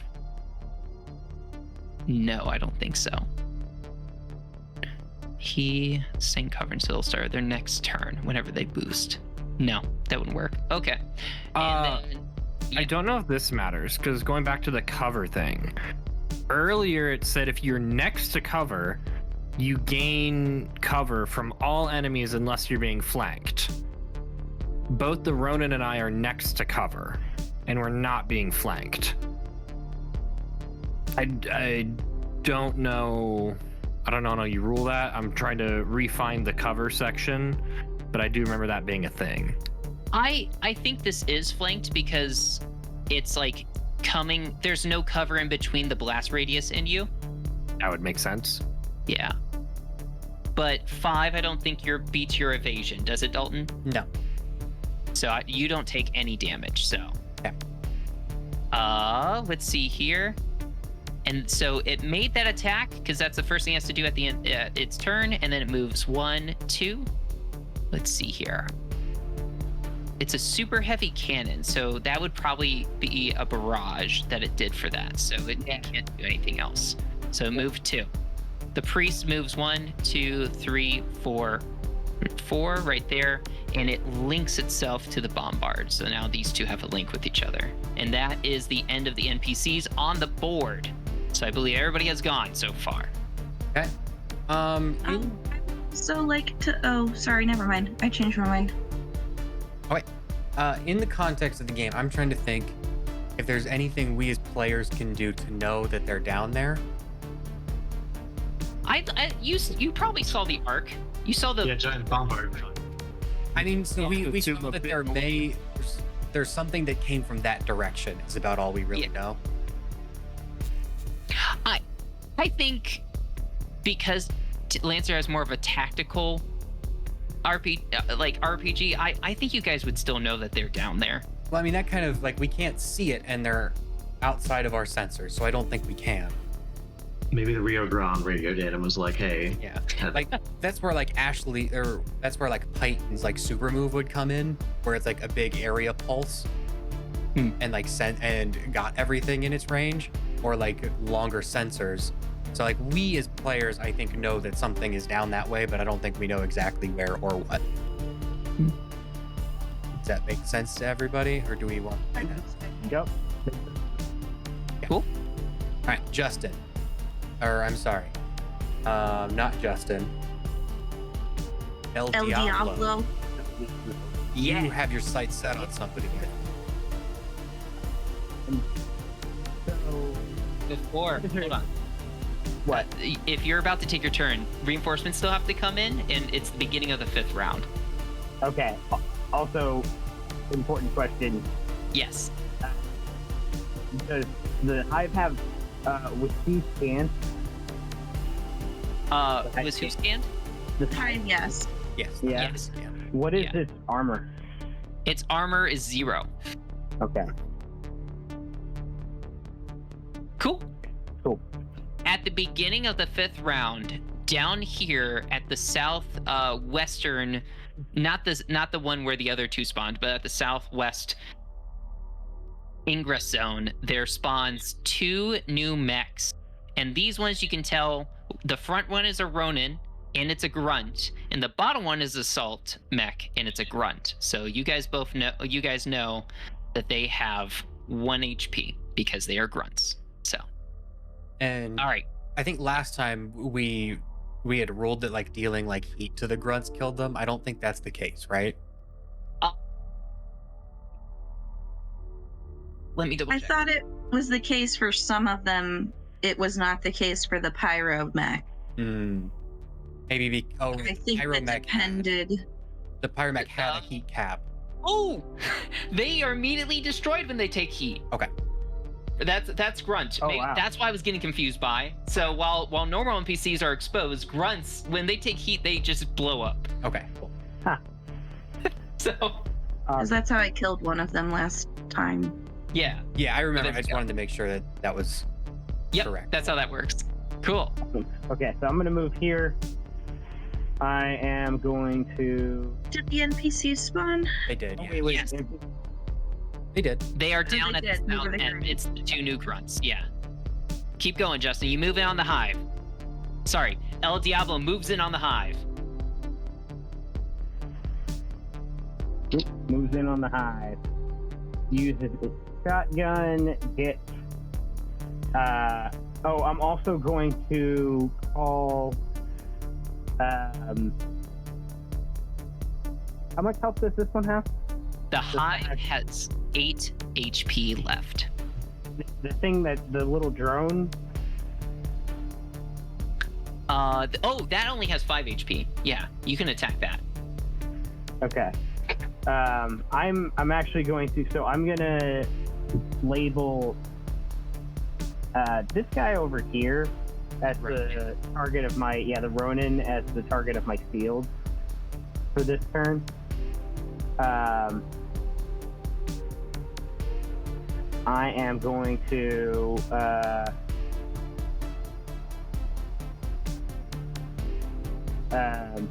then use my shotgun. Did I do that?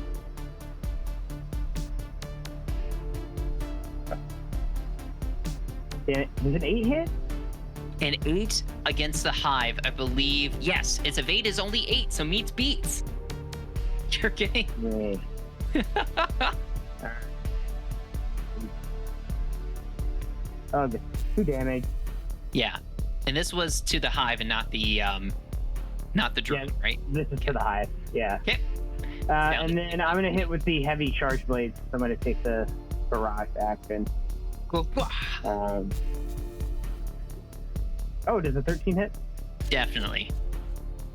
So that's gonna be 6 damage. It only has 3 health left. It's almost. Oh yeah. So I walk up and I shoot its leg out, and then I stab it through the cockpit. Perfect. Cool. Okay. So it's dead. I'm done. Cool. The hive is gonna take its turn, and so it gets that latched drone 5 HP, which is nice. So it's back up to 8 HP. Wait, the latch drone brought it back up to life? No, you didn't kill it. You didn't You deal didn't kill it. 8 damage. Yeah, it had 3 health left You still. dealt 5 damage to it. Yeah. I dealt that's a total of 8 damage total.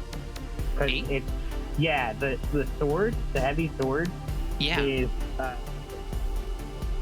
1d6 plus 3. Oh.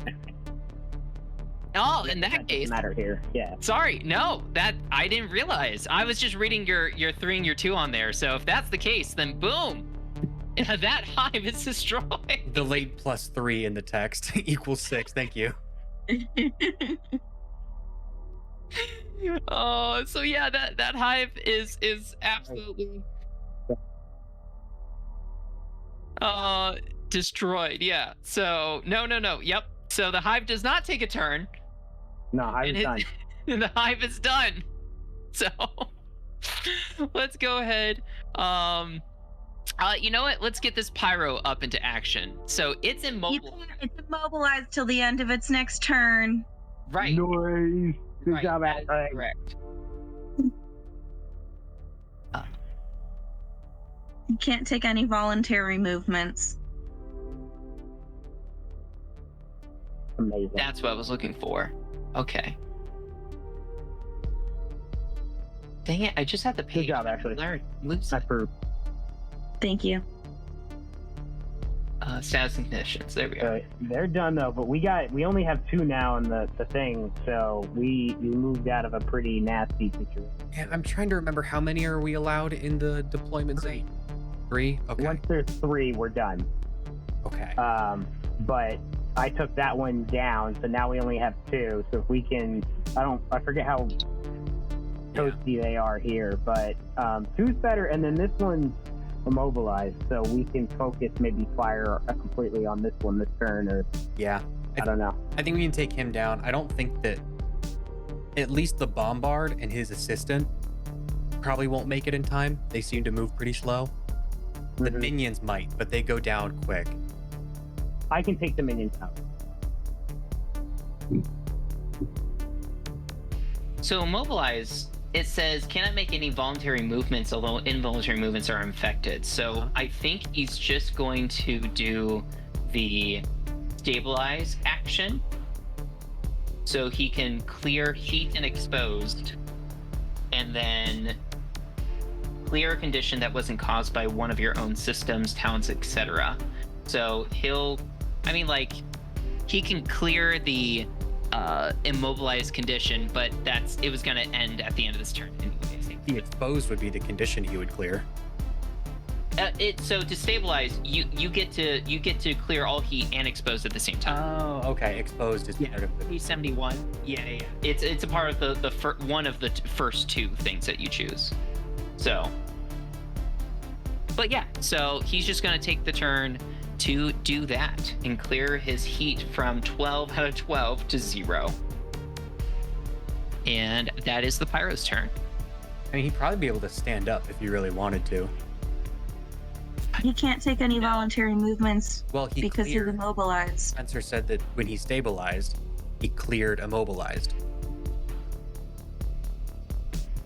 I thought he said he cleared exposed. He shouldn't. No, he cleared heat and exposed as one of the things.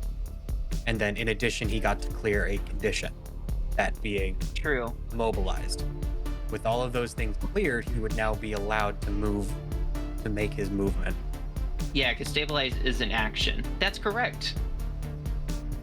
So I think he is going to do that, but that's all he can do because his movement is to stand up.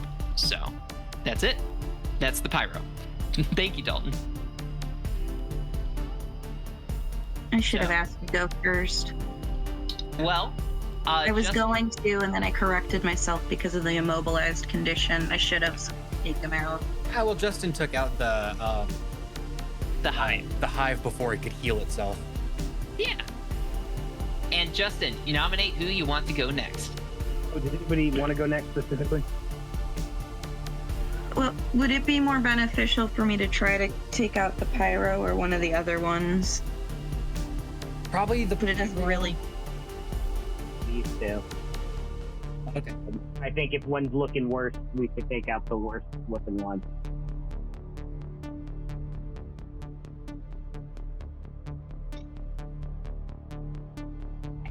Justin, you get to nominate someone. It's up to you. Did you nominate Ashley?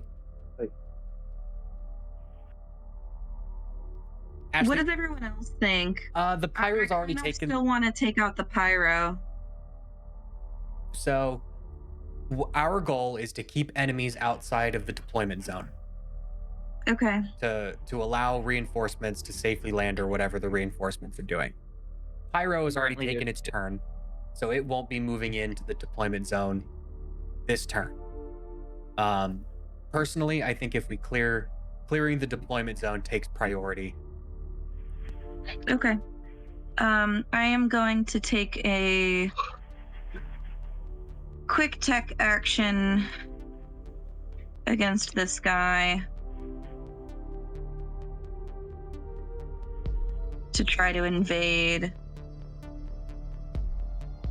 And that's a 16 against his E defense, Spencer. Yes. And this is the Ronin? Or The- Pyro again? This one. The assault. Oh, the assault. Okay. Yes, his E defense is 8. Okay. I am going, so that will be successful. So he will take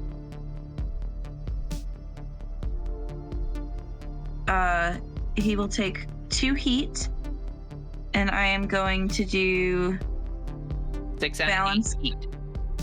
I'm going to do balance control lockout to push him 2 spaces in any direction and knock him prone.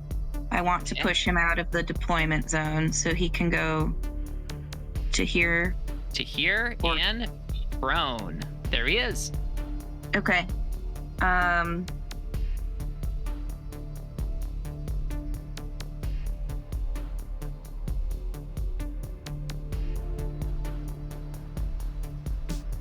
What's his, does he have any armor? He has 1 armor and currently 10 HP. And what's going on with this guy? Does he have armor or HP? The one that's this one. He has 0 armor and 9 HP left. That is the Ronin. What's his heat?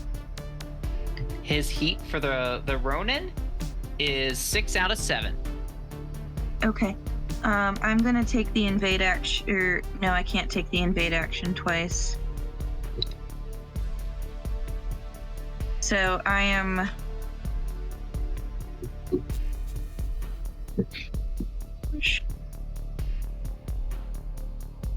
I think I screwed up how to do this, but that's okay.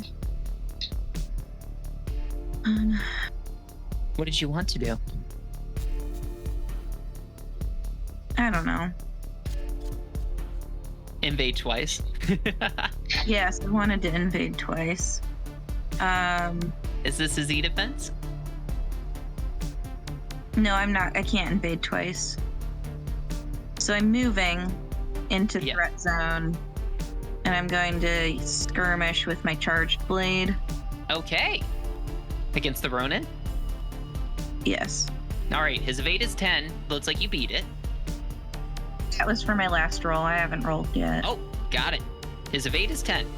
I failed. Oh. So then I'll just I'll just move to end my Okay. turn. You're up, Spencer. Okay. Let's see here. Who hasn't gone? The Ronin hasn't gone. He can go ahead and take his turn. Because I think, yeah, only the Pyro has taken his turn so far. Oh, Ash, did you move out of range? Yes, I said I was using the rest of my movement to move. I would Okay. be careful about doing that because the Ronin does have melee attacks and threat. Okay. Yes. But the Ronin is going to go. He's going to attack probably. I don't think he likes you, Nye. So he's gonna attack you. Oh, that's rude. Bro is surrounded. He's not going to try and run away. No. Damn it. He likes being surrounded. He's got a sword. Ridiculous. All right, so he's gonna attack you. So it is a +2 to his sword attack, and he gets a accuracy die just because. So 12 against your evasion. That'll hit. Okay. It does 6 kinetic damage to you. Okay, I'm gonna lose another structure. Oh, Oh no. down to 2 structure. All right, Nye. So yeah, you roll 2d6 and pick the lowest.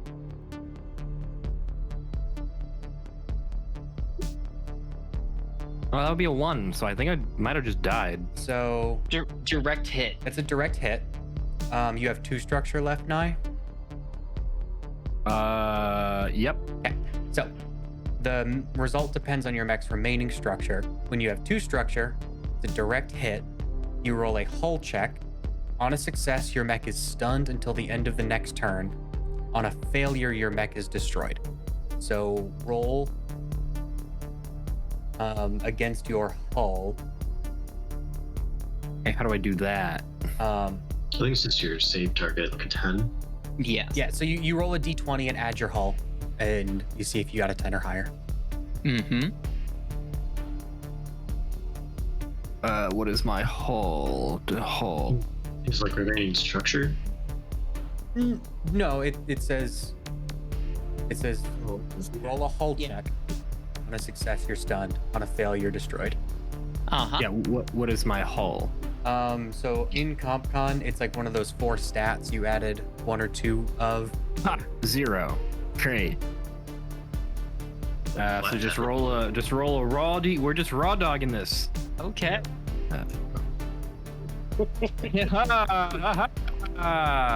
That's a bad roll. Does he go into reactor meltdown or just straight up explode? No, he dies. His mech is the mech is destroyed. I'm pretty sure Mothman is still alive, but the mech is destroyed and it takes like a full repair. Yeah, roll a hull check on you're stunned. On failure, your mech is destroyed. So did you fail? Oh, you failed. Hell yeah, brother. Oh, This one gives me shit rolls. so you can still like get out of your mech on your turn. Most of your weapons won't be able to do anything, and you could I get feel like you're killed. safer in. Yeah, I think you're safer in the wreck because no one's gonna like punch a downed wreck. Yeah. Yeah. Yeah, unless you Less have, Spencer feeling extra vindictive. weapons. Yeah, who would ever do that? Who would ever do that? Spencer's not an adversarial DM or anything. He doesn't do that. I get to use my bombard from this far away. He doesn't need to finish. Hey, can I take my turn next? That is the end of the Ronin's turn. No, you do not get to do your useless turn next in the middle of the round. Okay, my turn is I'm gonna stay in my mech. All right, at Titan, who's up next? Yeah, nominate who goes. Justin's gone. I've gone. I know what Mothman's gonna do. What's Hailstorm and Backfire thinking? Actually, Mothman, I will say, I don't know if this is a free action, is probably like in comms range with Rio. Just like things may not be great here. Rio comes back online. Is everything okay, Mothman? What's going on? There's a lot of bad guys, and I can't move. Is your mech disabled? Oh yeah. Like, can you clarify? Nothing is working. All of the buttons don't do anything. Soldier. She like screams over the comms, and then let's move on to the next turn. I'll nominate Backfire. Okay, I am going to shoot my shotgun at the Ronin. Okay. I don't have any bonuses or anything, and I'm not impaired anymore, so I don't think there's any accuracy or disadvantage. Is the shotgun? Do they still take disadvantage when they're adjacent? I would hope not. It's a close quarters combat weapon. Right. But it's still a ranged weapon, so yes, you do, yeah. I do? Okay. Yes. Okay, so No, I do. you can make if you're within 3, you can make it. You can use it as like Oh, a melee threat. attack. You're using threat, right? Because that's what it can use. Yeah, It's still a ranged weapon, though. I don't think that changes it. Threat's just there for Yeah, that's for taking a Overwatch. reaction. Yeah. Well, I mean, I rolled The too low maximum anyway. range which melee or Overwatch attacks can be made with certain weapons measured from the attacking character. All weapons have threat 1 unless otherwise specified. Yeah, because there's a specific like perk or talent or something you can get that makes it so that you don't suffer Oh. difficulty while engaged. Oh. Okay, well, I missed anyway, regardless. So, 2 knives. Knife 1, knife 2. 1 will hit. Yep. Definitely. That's going to be 2 energy damage and 2 heat. All right. So it's down to 7 HP, and the Ronin had 6 out of 7 heat before it went over. So it went 1 over. So it's exposed now. What does that mean? Takes double damage. Yes. I did rule that like the overheating damage it took as energy damage, which I think is what you're supposed to take. So I'm just minusing that 1 over. So he's now down to 6 health out of 18. So. Could Mothman still take his reaction to use his turret? Yeah. I would say The turret's still functional, right? Absolutely is. Yeah, I was double checking to see if like CompCon said anything. It doesn't say that I can't. It That seems means to be an autonomous system. Yeah. So- I say absolutely. And it'll do Okay. 6 damage. It's exposed. Oh, it will, right? Yeah, it's just. Yep. Does it make an attack roll still, or it just adds on? Nope, it's auto. The turret just does 3 kinetic damage. Yep, they auto hit, which is kind of wild. That's amazing. Yeah, that thing. It only had 6 health left. So, how does this look like? It's like Backfire's laying in this like he like gets a good knife and does some heat damage, and then the turret just like turns and just fires, and just explodes this mech. I like to imagine Mothman sitting in the hull. He pulls out like a Nintendo Switch that's like controlling this thing, and he's like, "Fuck this guy." All right. Oh, Hailstorm, do you have any objections to me moving in and engaging the assault mech? Would that screw with anything?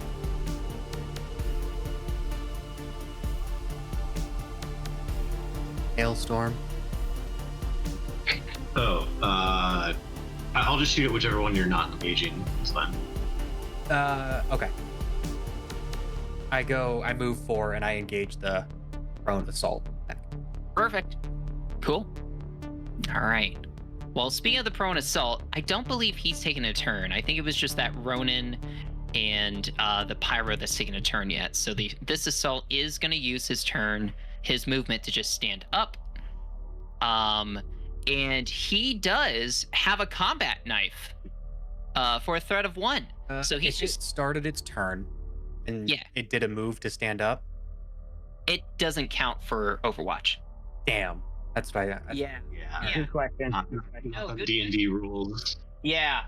Although you would assume like something getting up like that would be a good opportunity to just stab it a couple times. Yeah. Yeah. Although I would Prone. say Backfire wouldn't be next to him during that because he's taking his turn before Backfire, right? No. No, Backfire just ended their turn moving up Yeah. into range there. Yeah. I follow. Never mind. Yeah, on page 77, standing up doesn't count as movement, so it doesn't trigger Overwatch or other effects. Okay. So, but yeah, good. So he's just gonna do his knife attack plus 1 attack bonus, threat of 1, plus what did I say? 1. That's a nat 20. So you take 4 kinetic damage as he gets a knife in ya. And that is his turn. So who do you nominate, Backfire? I nominate Hailstorm. Cool. I think I'm the only one left anyway. How is the flamethrower guy looking?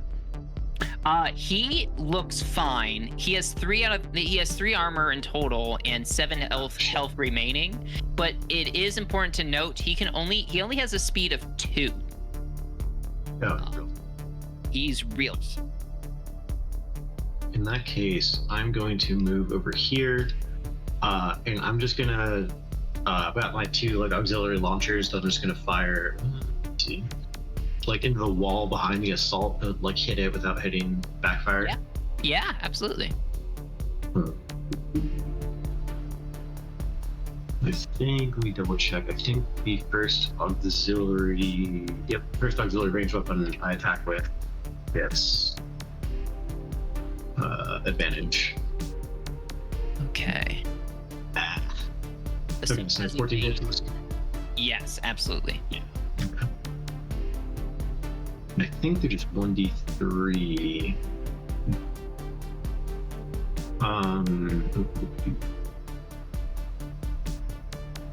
1d3 plus 1.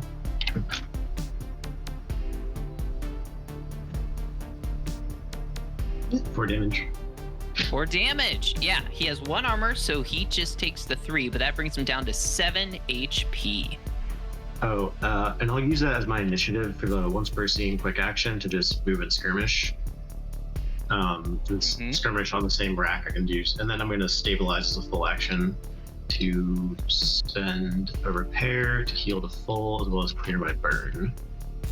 Cool, nice.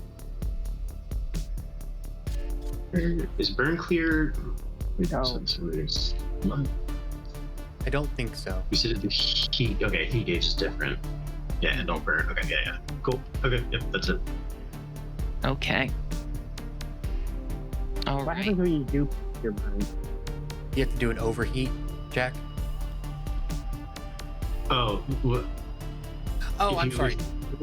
Heat cap, yes. Yeah. If you don't clear burn, you take that damage again and then roll a hull check to clear it. No, So like you what could- if you have your burn? It goes away. It clear, yeah, it just clears all burn. But you would have taken the damage already that turn, so like it's useful. Obviously, like it's ideal if you can just pass that, but I didn't want to risk it because that's on 2 HP. After your turn, Chris, after Hailstorm's turn, this Ronin Grunt does move and boost to kind of start pressing closer to the objective zone. And it's Nye is the only one who's left, right? Mothman's the only one who's left? Yes. Mothman, were you going to stay in your mech? Oh, hell yeah. I was looking to see if there's anything else I could do outside of like get out. I couldn't Not find really. anything, so It's- I'm just Yeah, they make a point to say like all pilot weapons don't do anything to mechs. So Oh, really? You can't even get like custom ones? Because I feel like you should be able to get like a custom rocket launcher or something. I'm sure No, you can. you can, yeah, but for Yeah, the yeah, close weapons, yeah. It's like a heavy. It's like a heavy signature weapon or something like that, and it's got like Gotcha. property. Yeah. Yeah. 'Cause Yep, I'm staying right where I am. 7, 8. There's no weapon. You can also equip grenades and stuff too. Can Yeah. 8, 12. No. He can't hit anybody because Chris is directly through his teammates, so he cannot shoot. At least I think that's how that works. I'm gonna say that's how that works right now. So, that's them. So everybody, all the players have gone, right? So this bombard's gonna take his turn. He's gonna do another one of his bombards. Probably, yeah. Oh, if he puts right here, let's see, who's that hit? If he shoots right here now, 1, 2, 1, 2. So it's not gonna hit Dalton, but it's gonna hit Chris, Nye, Hailstorm, Mothman, and Python. If he does a blast range of 2 right here. So the bombard's gonna shoot it right there. So he has, once again, +2 to the attack, but -1 difficulty. So this first one is gonna be at Mothman. Bro, The what? Oh, wait, Mothman, you're in your mech. Sorry. I can't do shit, man. Don't worry about it. I'm sorry. This will be at Leave me alone. Titan. I'm sorry, I forgot you're Titan. It's a 9 feet your evasion. My evasion is 9. 9. Okay, so it does hit you. But Okay. Chris, I'm pretty sure 2 doesn't phase you. What if I just feel like failing it on purpose? Just to see what happens. Ash, you No, take- I Yeah. do a little jig to get out of the way, like all the incoming shrapnel. Ash, you take 5 explosion damage as the bombard launches at you. So what if I only had 3 HP left? This is your first structure damage. Does that carry over to my next It does. HP? Yes, and then go ahead and roll on the structure table. Can it roll for me? Oh, I can roll in CompCon. Can I do that? Yeah. 3. CompCon should. System from. There you go. But what does that mean? I think you roll again. Parts of your mech have been torn off by damage. Roll another d6. Yep. Oh yeah. 5. Systems. Pick a I'm system. gonna get rid of my Ava module because I'm not actively using it. Lying. Nice. Great. Nice. Confirm. Okay, and then I take 2 more damage. Yes. Okay. Thank you. All right. All NPCs have gone. All players have gone. This is the 6th and final round. You have to make sure you start with 4 points. Each enemy within the zone minuses. If you have 1 or less, you fail. So there are no reinforcements that come in. Wait. Were you going to say something, Justin? No, So, I'd so like we to can only have nominate- 2 enemies in the zone, not 3, is what you're telling me. No, 3. You said 1 Did or you- less, we fail. Right? Yeah. Yeah. Yeah. So, and we have 4 points. 3 enemies. So 3 enemies are in there. We did be at once. Can't think today, guys. I apologize. We will go now. Well, no, Yeah. I think Ashley's right though. If 3 enemies are in there, that's 1 4 point. minus 3 is Failure. 1. 1 or less. So 1 or less is a failure. Yes. So we Yeah. can only have 2 enemies in there. Ashley's correct. Yes. So we were wrong. Okay, great. We were wrong the whole time. Yeah, We can Ashley- only have- Ashley was right. We can only have 2 enemies in the deployment zone. PCs start with 4 points. At the end of the 6th round, the points are tallied. The PCs lose a point for each and every enemy inside the CZ. This can result in a negative score. PC victory. At the end of the 6th round, the PCs have a score of 1 or higher. So sorry. Okay. That's why I was thinking 3. So yes. Makes sense. So we Okay. win if we have 1 or more points. Yes. Okay. We're good. Yes. Yeah. All right. And sorry, Justin, did you get a chance to ask your question? I didn't hear it before. Oh, I'd like to be nominated to go first. Cool. Right. Did we want to take a break? By the way, I know we're getting close on our time and everything. We had a break. I just wanted to give that opportunity real quick. If anybody needs to, I think we could take a break now. But if nobody needs a break, I think we should probably just power through. I'm I gonna think go we're to on. the bathroom, but I don't need to be here, so. Yeah, you don't. Sorry, Mothman. Just make sure, don't go in your if back, You need to though. shoot something with that trigger reaction. Yeah, if there's something while I'm away, if there's a thing that you want the drone to hit, I think it has a range of 10. Just does 3 damage. Just adds it on. You toss Just on like top of what you guys do. You toss the turret trigger out of your mech at someone else. Here, you do it. Ashley hacks in, or sorry, Python hacks into the controls. Okay, great. So perfect. And was it Justin that was going to be nominated first? Is that what we were deciding, or? I mean, you know what I want to do. I'm gonna Okay. go. I have a pistol that guarantees 1, so I can knock out this The grunt. drone right here, and then Yeah. I can try and hit the other one with my Nexus attack. Go for it. Okay, cool. So I am going to boost. No. Boost. 1. I think 8 puts me there. Oh yeah.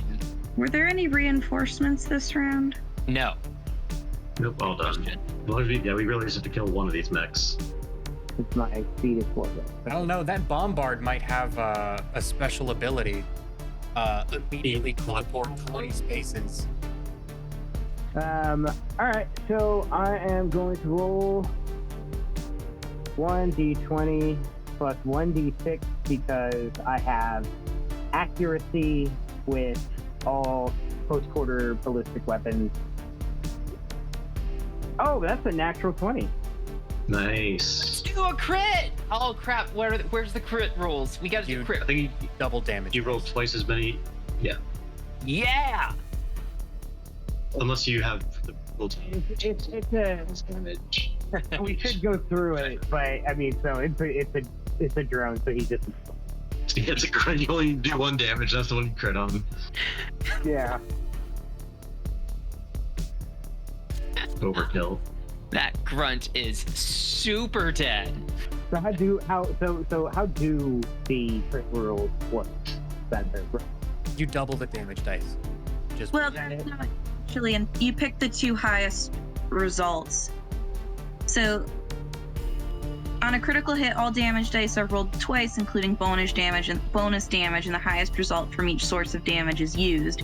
For example, if a player got a critical hit on attack that would normally deal 2d6 damage, they would instead roll 4d6 and pick the 2 highest results. So there we go. Thank you, Ash. Oh, okay. So in this instance, I do 5 damage. Yeah, so like the same way everything else, like you're doing multiple dice, you keep the highest or keep the lowest. Yeah. Okay. All right. Well, cool. Exploded, and then so since this one is, I can still skirmish using both of the options on the mount, right? Yes. Okay. So then I am going to use my Nexus Light attack, and hope I hit. Nope. Ooh. And that was against this assault grunt, I'm guessing. Yeah. Yeah, his evade is 8. That's okay. Defense 8, so. All right. So that is the end of El Diablo's turn, right? So. Let's see here. We'll have this the Pyro up here. He's going to move 2, but then he's going to boost. So he gets within that zone. And he points his flamethrower out, and the flamethrower has a range of 5. So it goes outward 5, which I don't think hits Chris still. Let's see here. Oh, it does.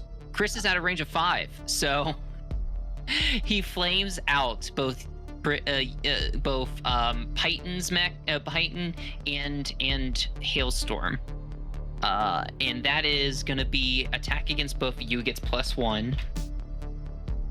+1. So this is going to be for Python.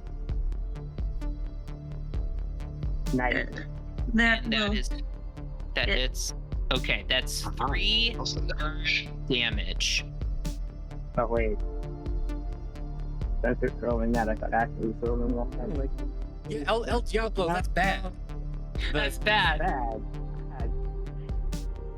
And then Chris, Hailstorm skates out of that, right? He doesn't get hit. Yeah, we're at the edge of it, so I was kind of lean away from it. Perfect. He does heat himself up 4, but that is what he does on that turn. So, Justin, El Diablo, who do you nominate? Does anybody know what they would like to do? I'm gonna invade the Pyro and try to push him back 2 spaces out of the deployment zone. Do it. That's a strong move, Ash, or Python. All right.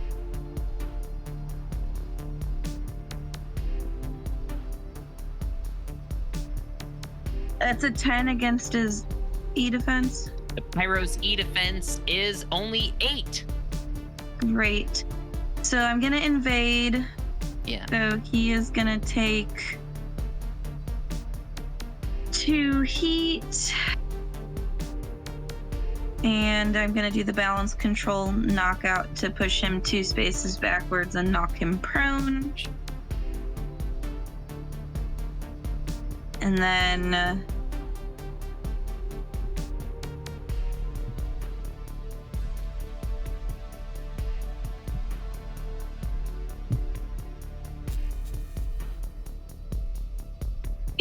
should I keep hitting the Pyro, or should I try to help backfire with this other guy? Well, he's not going to be able to get in because this is the end of right. Right, and he's going to There's be not gonna be a next turn. his turn, so It's going to be a next turn. So has this robot still gone, or is this No. He's not. I don't think he's moved yet. No, yes. actually move and concentrate your fire over here? I don't know if you have to move like over here or yeah. like wherever you gotta go. Maybe up here to get a good line of sight on him. How far can you move? 1, 2, 3, 4. Yeah, but I think with my I'm going to be using one of my Nexus weapons. I don't think I have to have line of sight because it's smart. Smart just means it attacks its E defense, but it's Oh, that's speaking. yes. So you're thinking of speaking. Okay.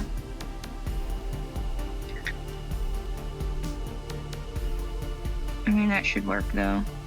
So that's 3 movement. Yeah, you're good. And then I'll use my quick action to skirmish with my Nexus Hunter Killer.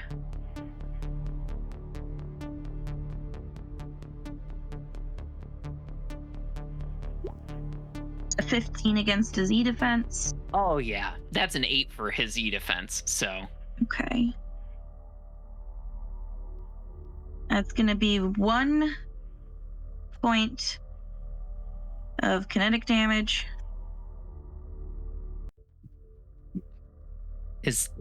he has 1 armor. Is that it? It's just the 1 kinetic.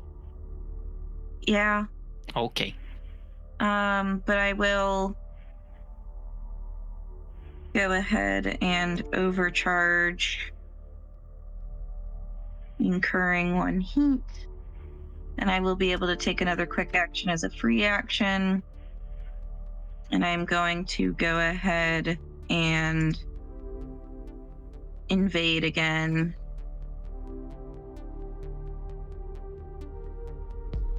Okay. Nice. Get him. Knock him prone. Slam him up A against. 4.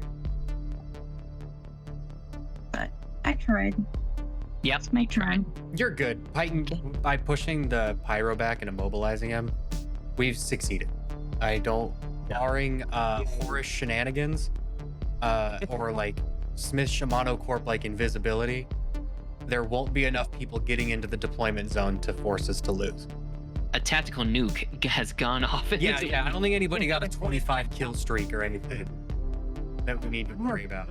3. So if he goes past me, if this one goes past me at all, going this way, I get a attack of opportunity on him. Funny enough, I was just about to do that, Justin. So yeah, so the assault mech, so after Python ends her turn, the assault mech is gonna push. He does move 4. Whoops, that should Okay. be. And yes, and then he will try to boost. And before he boosts, he's initiating movement. So you do Overwatch. Yeah, I'm definitely gonna do Overwatch.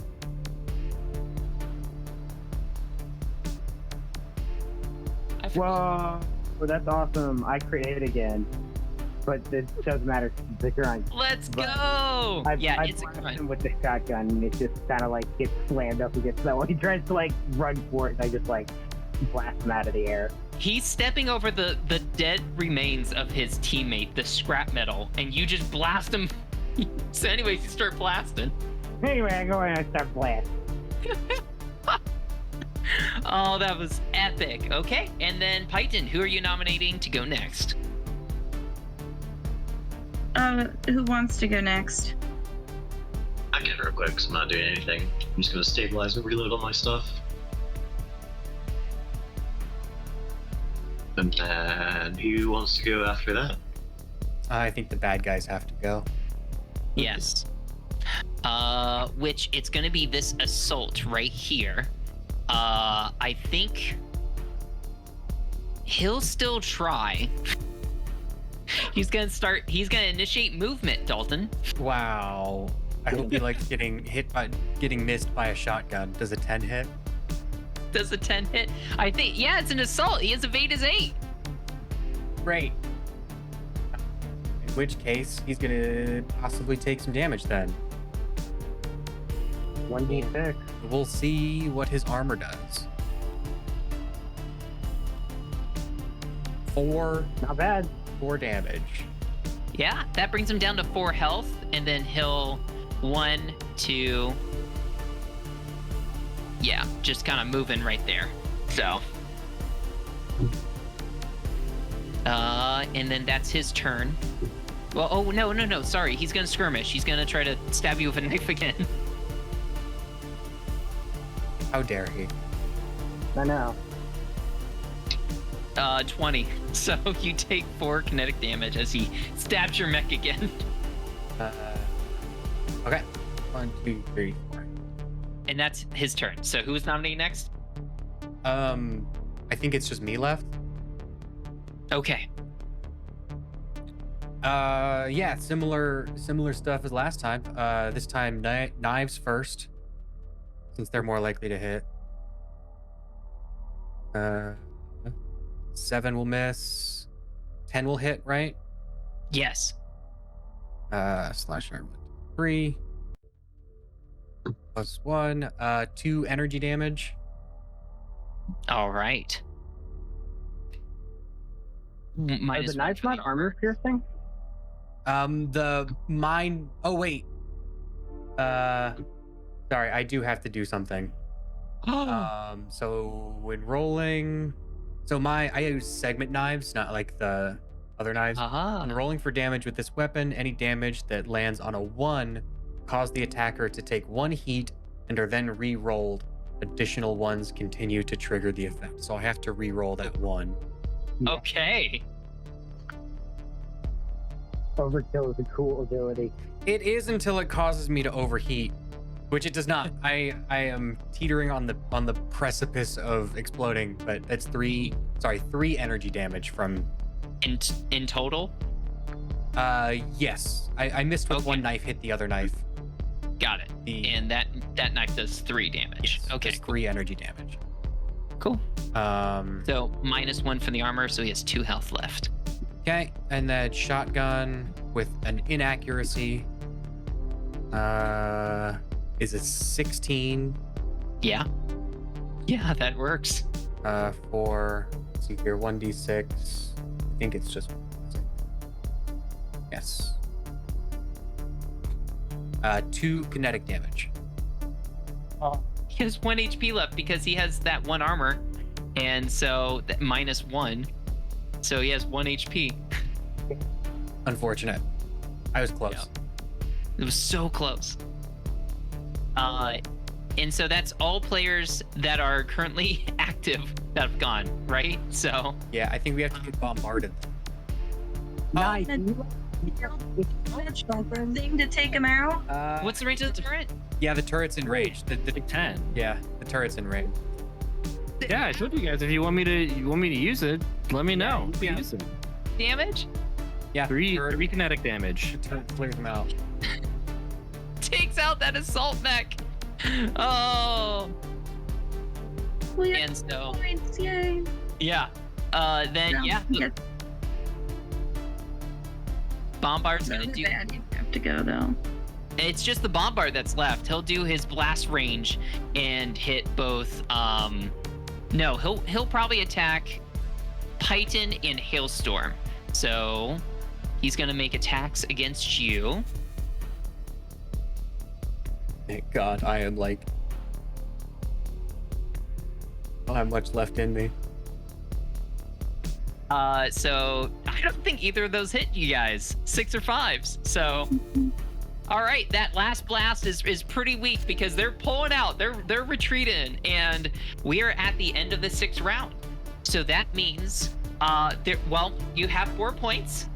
There are no enemies in that objective zone, so there is no negative score, no minusing. So you successfully hold your own, and any remaining hostiles are forced to retreat. So you guys are like laying down the covering fire. You're destroying mechs around you, and they start retreating. That bombard gets out of there.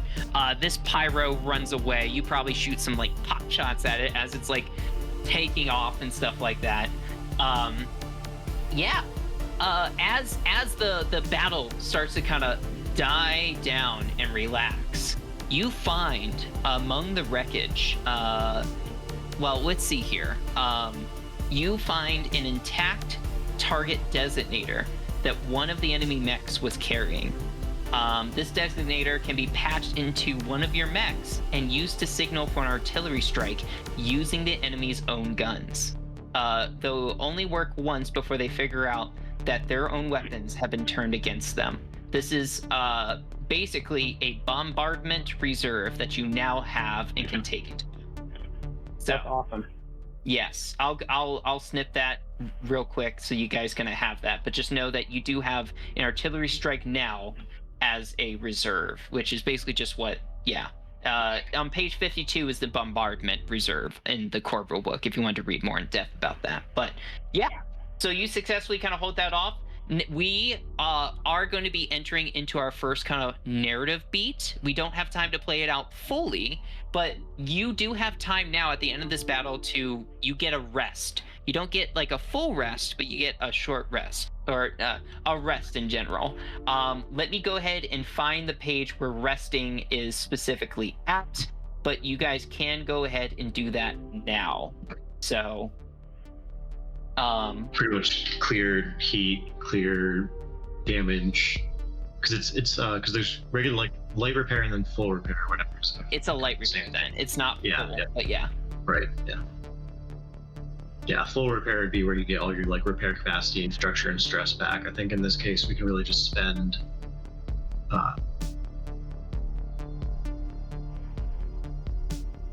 I think you can actually spend repair to repaired structure at a like 1-to-1 since you're all in GMS mechs.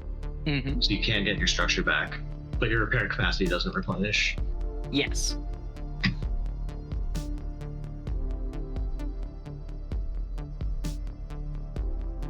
Sorry, I'm trying to find the exact page where all the repair mechanics are at. But yes, you should have a repair cap that you kind of use to kind of like patch up your mech and stuff. And you can kind of see like you guys have kind of like a moment to kind of do that specifically. Okay, repair and rest. Page 82. So a mech's repair cap is determined by the frame. So that's, for most of you, it's the Everest, so it should be pretty much the same. I'm not sure what the Everest has as its base. 5? 5. Okay. You also get a bonus from your hull if you have that. But basically, mechs can be repaired in combat with stabilize, so that's using the repairs that you have to regain all HP at the cost of one repair. And then outside of combat, they can be, let's see, repaired when their pilot rests. Yeah, so outside of combat, you can use this to either clear all heat. When you rest, it's just downtime, uninterrupted downtime or light activity. You can either, after resting, characters may clear all heat, clear any statuses and conditions affecting their mech, restore half of their pilot's HP or clear down and out. You may also spend repairs, so this is what you actually spend the repairs on. 1 repair to restore full HP or repair a destroyed weapon or system. 2 to restore 1 structure or stress, or 4 to repair a damaged mech. So 9. You can, Mothman can fully repair his damaged mech. Or Go. Destroyed mech, so yeah. But yeah, that's page 82 if you kind of want to take a look. See what you do. You don't have a full repair yet, but you guys are, the battlefield has kind of cleared. You're kind of resting at the site of your crash. Enemy fire is going off into the distance. You know your main mission was to go and meet up at Forward Operating Base Saber, and you know where the direction is. Yeah, what does Rio say? Like Mothman phones into Rio. We give her an update and say like, hey, is it still, that's still the plan, is to go to this base? I like to imagine that Mothman's busy fixing up his mech right now. So Backfire goes up and is like, hey, can you radio to Rio? And he just tosses you. Yeah, if he's not gonna do his job, he's the one who wanted the things. A little occupied at the moment. Yeah, well, you're the one who fought me over the Omni hook. You wanted it so bad. I can't deal with this right now. Can I change any of my weapons right now? No. You have what you brought into battle. That's going to be when you have downtime. I think you can change your engineering like experimental weapon during a rest. I don't know if it requires a full rest though. I'm not sure. Yeah. Let me take a look at talk about my. And while you're looking that up, Dalton, what exactly did you say to Rio again? You were just asking her the combat situation. No, during like, what should we do? Yeah, I just want to ask, like, hey, that's still the plan for us, right? Like, you still want us to make it to this base? Affirmative, Backfire. It seems that a lot of our landing parties have had a lot of trouble getting the drop ships down. So if you see any kind of artillery or anything that's taking down our units that are heading towards Forward Operating Base Saber, please take them down. Just fucking pile on the stuff we gotta do, why don't you? and then she gives you like an accurate readout of which direction to kind of go, like Mhm. what you're facing this way, so head like northeast 2 clicks or something. So Okay. yeah, Cool. I do that. cool, great. But yeah, let's see here. It's 9:50 on our time. We're gonna end the stream probably at 10:15. So if we want, we can kind of open this up to just kind of give like a debrief if you guys had any questions about how combat worked, how things were flowing. When we kind of pick up next week, I'll go into kind of more of that narrative beat and possibly any more conflict that might happen. But yeah, do you guys there was a lot of questions that I had definitely on like line of sight and making sure I was doing that okay and everything, but yeah. So I have a question about skill trees. Yeah. How do they work? Like your yeah. So it's, Like, so I have assault. Should I have been adding +2 to all of my rolls in combat? no. So good question. Skill triggers are specifically only for your pilot outside of combat. So there's kind of like 2 systems in one with Lancer you can kind of think of. Everything that we are just doing for the mech combat, those are the mech combat rules. And then there's everything else which uses more of like the narrative light role-playing aspect. And the pilot triggers are part of the light role-playing. So essentially, most skill checks outside of combat is you just have to beat the 10. There are other conditions I can kind of impose to kind of do that, but basically, Justin, if your character during broader downtime, not necessarily right now when you guys are resting and repairing, but during downtime, if your character went to go get a drink at like a bar and then got into a fight, and then we were resolving that with a skill check, then you could make a argument to use the assault, like you're like assaulting a character to get that +2 to like help you win the fight, if that makes sense. Yep. Yes. But good question. Yeah. Spencer, so to kind of answer your question about like that initial like melee line of sight thing. Yes. Yeah. So here's kind of like where I'm gonna land on that. Okay. To attack, and I referenced this before with the bombard, but to attack or take an action against a target, by default, the target must be within range, sensors, or threat, and within the attacker's line of sight unless otherwise specified. So in this case, I think it was Nye who was behind the wall. Yes. He was within range, so that checks the box for the first criteria, but we have to determine if he was within line of sight or not. Characters can only attack or take action against targets that they can see at least partially. If it's not possible to trace a line to some part of a target, perhaps because it's completely blocked by cover or terrain, then they can't be attacked. The line of sight doesn't imply visibility alone, but also a clear path for your attack, line of effect. Even if you can somehow see an area that's behind a solid wall, you can't attack targets within. Based off of that, I would say you cannot attack with a melee weapon through the wall. That makes sense. So cover in the sense of melee attacks ignore cover would be referring to like a smoke screen, probably. Probably something like that, yeah. Yeah. Or if somebody was like maybe The hive, for example, that electro-nanite cloud, or sorry, the razor swarms, it gives its allies soft cover as long as they're in it. So like melee attacks would ignore that razor swarm soft cover when attacking. Right. yeah, something like that. Mm-hmm. Cool. Perfect. That makes sense. I mean, yeah.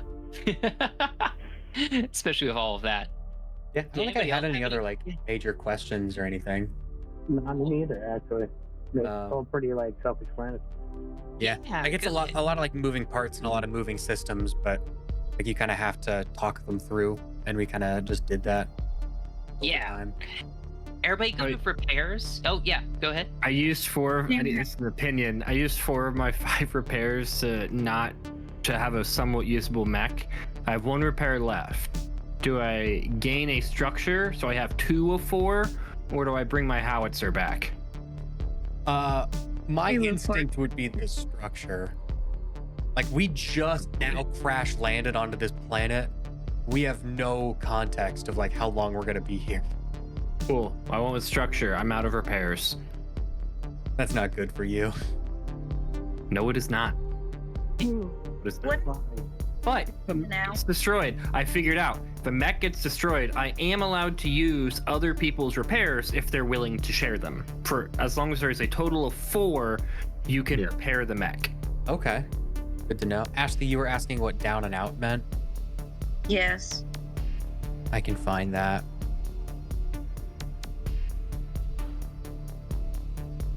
It's like a condition on your pilot. Yeah. Yeah, it says you can clear it with rusting. I just didn't know what it was. That's like if you know how in so it's page 49. You know how in D&D like it's like you fall unconscious? It's kind of like that.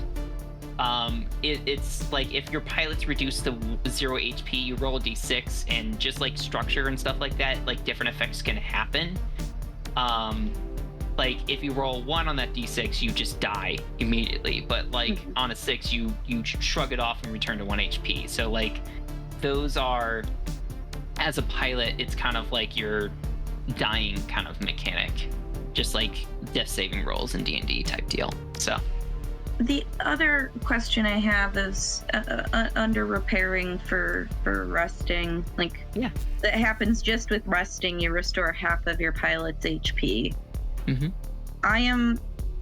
If I had 7 is that like the HP that's on my character sheet? That is the HP of your pilot, not the HP of your mecha. Yeah. Okay. Where is that, and why have I not? I don't even know what that is for my pilot. There's on CompCon, I think it's like the dossier you can look. Mm-hmm. But When that is not relevant until you would my are pilot be taking damage? when Would you your pilot is specify not in the mech. Yes. Okay. Your pilot's not in the mech. Sounds good. Yeah. It's unlikely to come up in normal mech combat. Is the short answer to it. Yeah, which is why like it gets tracked, but not during like mech combat. If you do like the end encounter or whatever in the bottom left, I'll take back to like your pilot page, and then top right, your HP's there. Mm-hmm. Okay. Does anybody want some stims while we're chilling? I took 3 of them as part of my equipment. If anybody wants to stay awake for 30 hours, I've got 3 of us covered. I mean, if you're offering free stims, I guess I'm taking free stims. If we need it, I've got it. Oh, I can also keep a pilot calm and emotionally stable. I do that to Mothman when he throws the Omni hook at me. How does this play out? I'm not gonna drug Mothman in his back. I was gonna say you just run up and just like he- EpiPen his back. He throws a wrench at me and is like, no.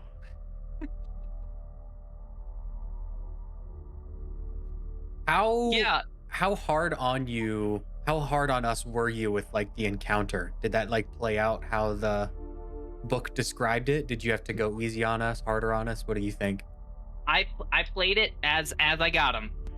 There is in how combat works for this is that it has enemy forces and reinforcements, and they specifically like lay it out for if you have 3 PCs, use this many people. If you have 5 PCs, use this many people. And so because we have 5 PCs, I used everything that it put on here with all of the optional systems and stuff like that. So you got the full dose of what the campaign had. So for this first combat, it definitely felt like it. Like it felt well balanced in that I was worried about failure the whole time. Mm-hmm. Like Yeah. there was Which makes it definitely, fun. I felt like the direness of the situation. Like we crash landed in a hostile area, and like it was close to losing at any given moment. Yeah. I'm curious, like if we like failed the objective, what is that? Just What happened? game over? Yeah, that is in the campaign. It's really cool. They have PC victory, PC defeat. So if you failed that, you are forced to abandon your position under constant artillery fire. Each player must roll a d6. On 1 to 3, they're hit by enemy fire while retreating and must either take 1 structure damage or destroy all weapons on 1 mount of their choice. On 4+, they make it out unscathed. So basically, taking more damage. You get out of there, but yeah. Yeah. So if we failed, we had to like make a hasty retreat, took some extra damage, but because we succeeded, we found Reserve. Yeah, we found some amount of reserves. Bombardment and reserve on page 52, which I can. And that's just kind of like a bunch of damage, I'm assuming, one time. Yeah, the ability, range 30 within line of sight, blast 2, 3d6 explosive damage. It's a lot of damage.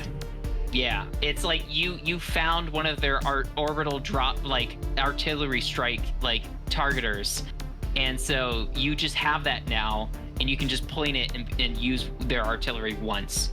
So reserves are this cool thing that you kind of get, especially during downtime. That will definitely come more into play in downtime, but reserves are these things you kind of take into battle, and going into combat, okay, I can use this one time at any point. So it's really cool how they interplay role-playing into getting those reserves, and how that kind of shakes out, because even if you're doing something social, maybe that still gets you a reserve for the next battle, which is cool. So, but That's super neat. Yeah. I'm sad. Justin, I also took that projector shield, and I totally forgot about it that entire time. Oh man, it's pretty good. Yeah, I totally misread that it was a free action to activate. I thought it was a quick action, and so I just wasn't doing it. I probably should have been way less close to death each of those times. Yeah, I think it's +2 difficulty. Yeah, it adds 2 difficulty to any attacks made against you by a particular person that you nominate. Yeah.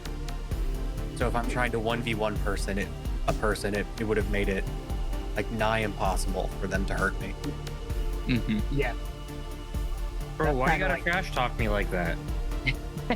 Different word.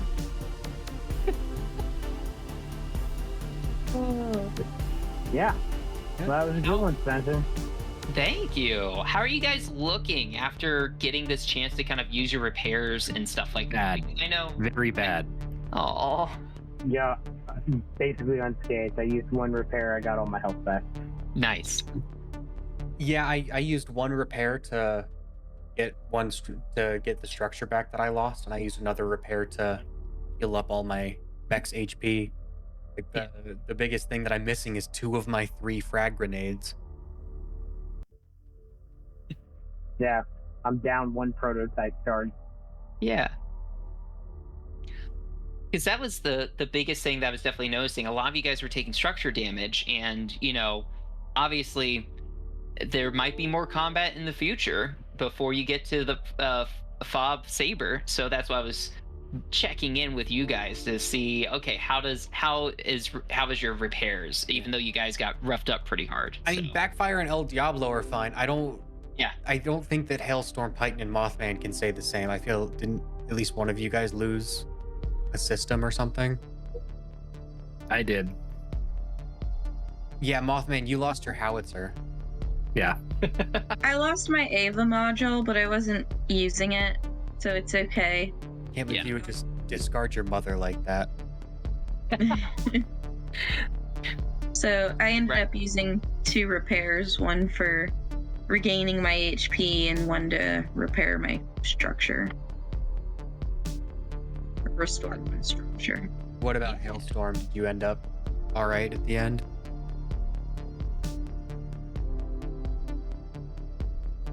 Chris, Is your mech doing how's your- okay, Chris? Yeah, I repaired up during the fight, so I'm down 2 repair capacity, but otherwise, fine. Cool. Nice. Well, it's good to know. It's nice to know that even if a battle can be tough, like you have enough repairs to be able, like you're smart, intelligent mech built like pilots that can fix up your mechs and still keep going. So, because you can use those repairs during combat too by when you stabilize, right? You can use that to like heal up.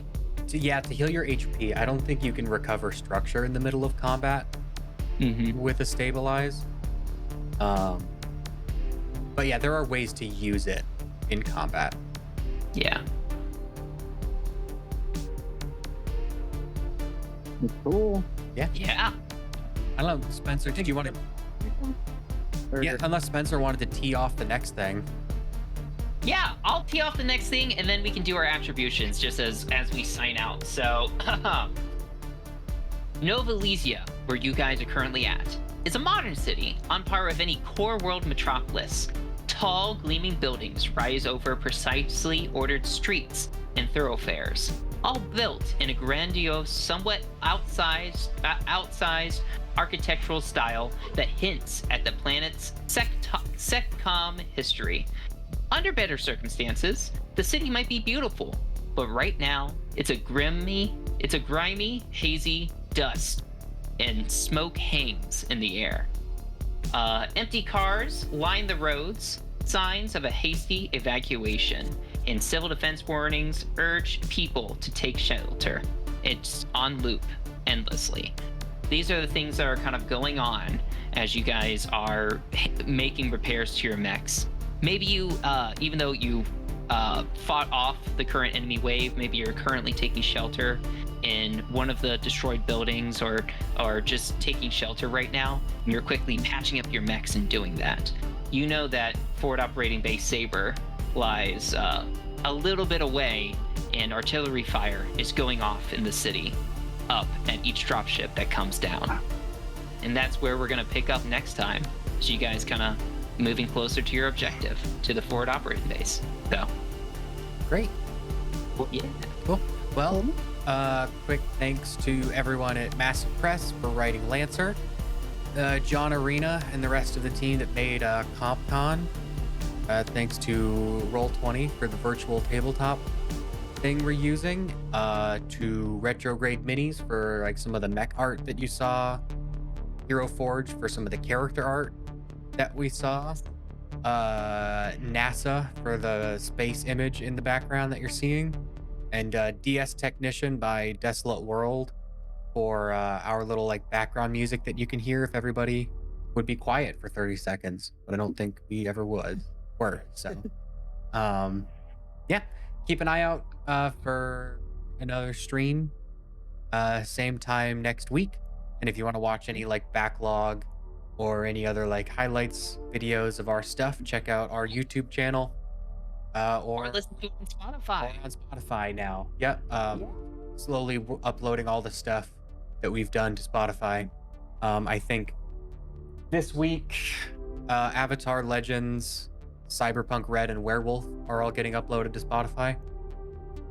I think over the course of this week. So, Cool.